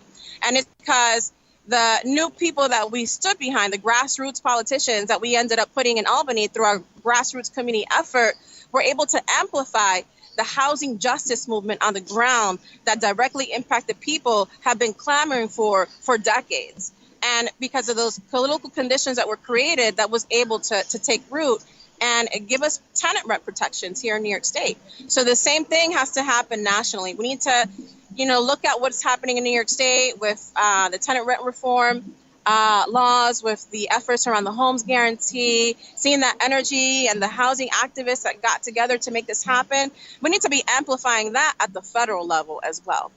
Yeah, your platform is very robust, so I would encourage everyone to look at her platform. We'll have a link on the screen. I wanted to ask you because a day after the debate in South Carolina, there was an open letter from people of color in New York who basically called on the people of South Carolina and individuals voting on Super Tuesday not to support 2020 presidential candidate Mike Bloomberg. And since you're from New York, I wanted to get your take on Mike Bloomberg and the way he's trying to basically buy this election.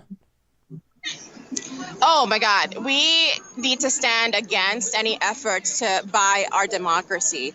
One of the biggest things that I'm fighting for is the importance of taking away big money in politics, because like we've been talking about the whole time, that, affects everything that we're fighting for in the community. And it's a direct assault on our democratic values. So it's actually really corrupt what's happening with this election. But I'm not scared of Michael Bloomberg because in the door knocking that I've been doing in the Bronx, people overwhelmingly love Bernie Sanders and they understand that he's the working class champion that the people need, and they love his message.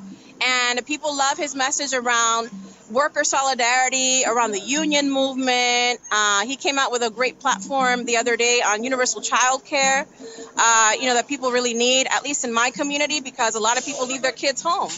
when they go to work because they can't afford childcare. So people understand who the true working class champion is and the importance of making sure that working class people that are making under $40,000 a year, $20,000 a year, have a champion, an organizer in chief that's going to fight for their values and their needs and, you know, what they're about, so that we can rise together as a community and respect the revolutionary legacy that places like the Bronx, you know, can, you know, show to the world, because this is who we are. I'm standing on the shoulders of a movement, and people like Michael Bloomberg don't represent that, but people like Bernie Sanders and AOC, Ilhan Omar, and the rest of the members of the squad represent that transformative change.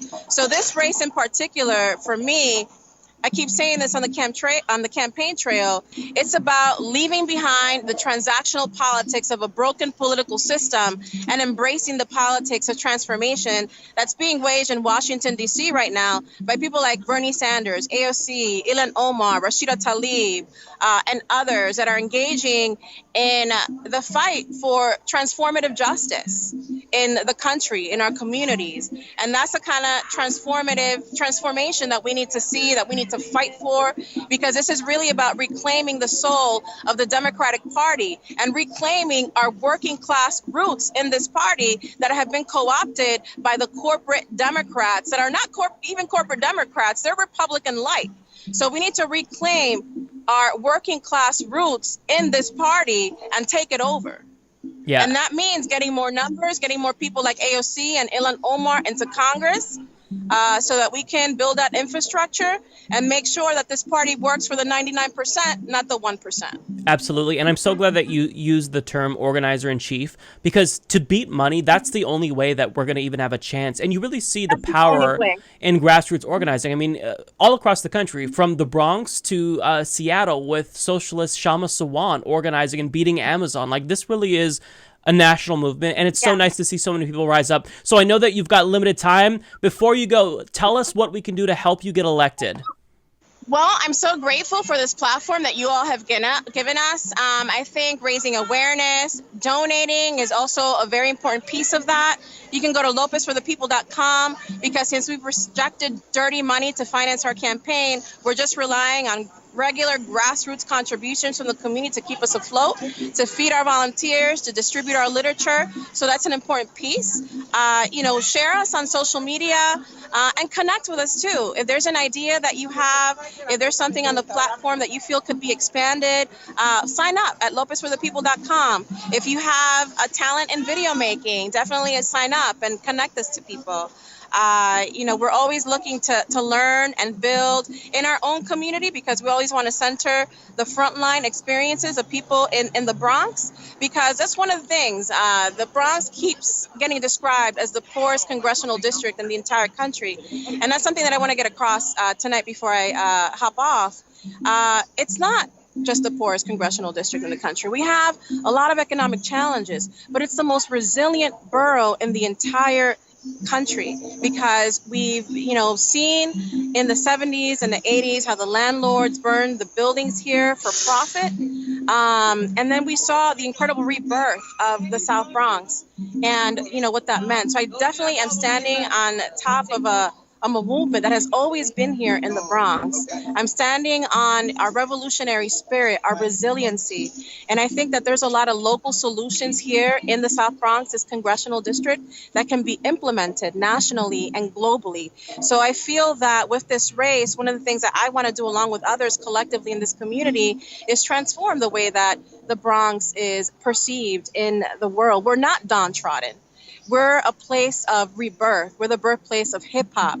We, are the birthplace of salsa. We have a lot of creativity and energy, and people need to be looking to the South Bronx as a global and a national policy thought leader. Where the solutions that the frontline communities here have developed can be implemented internationally and nationally. That's perfect. Thank you so much. So follow us at lopezforthepeople.com. Come to the Bronx, help us knock on doors, help us, volunteer, and thank you so much. Yes. Before we go, best place to eat in South Bronx? Well, I'm near one of my favorite places. It's La Perla. It's a Mexican restaurant that's by 149th and Morris Avenue. They have really good chicken quesadillas, and I get them with extra cilantro and onions and cheese on top, and it's really good. Now I'm hungry. Thank you. It's called La Perla. Well, there you have it. Thank you so much for coming on the program. It's been an absolute pleasure. We will be following your campaign very closely, and good luck. Thank you so much. And remember, visit us at lopezforthepeople.com. All right, folks, that's all that I've got. As usual, thank you all so much for tuning in. If you've made it this far, as usual, we can't end the program without thanking all of our Patreon, PayPal, and YouTube members for helping us to not just survive, but thrive as well. You all are absolutely crucial to our show's success and growth. Thank you all so much. So I'm done talking. I'll see you all next week in the month of March. Take care, everyone.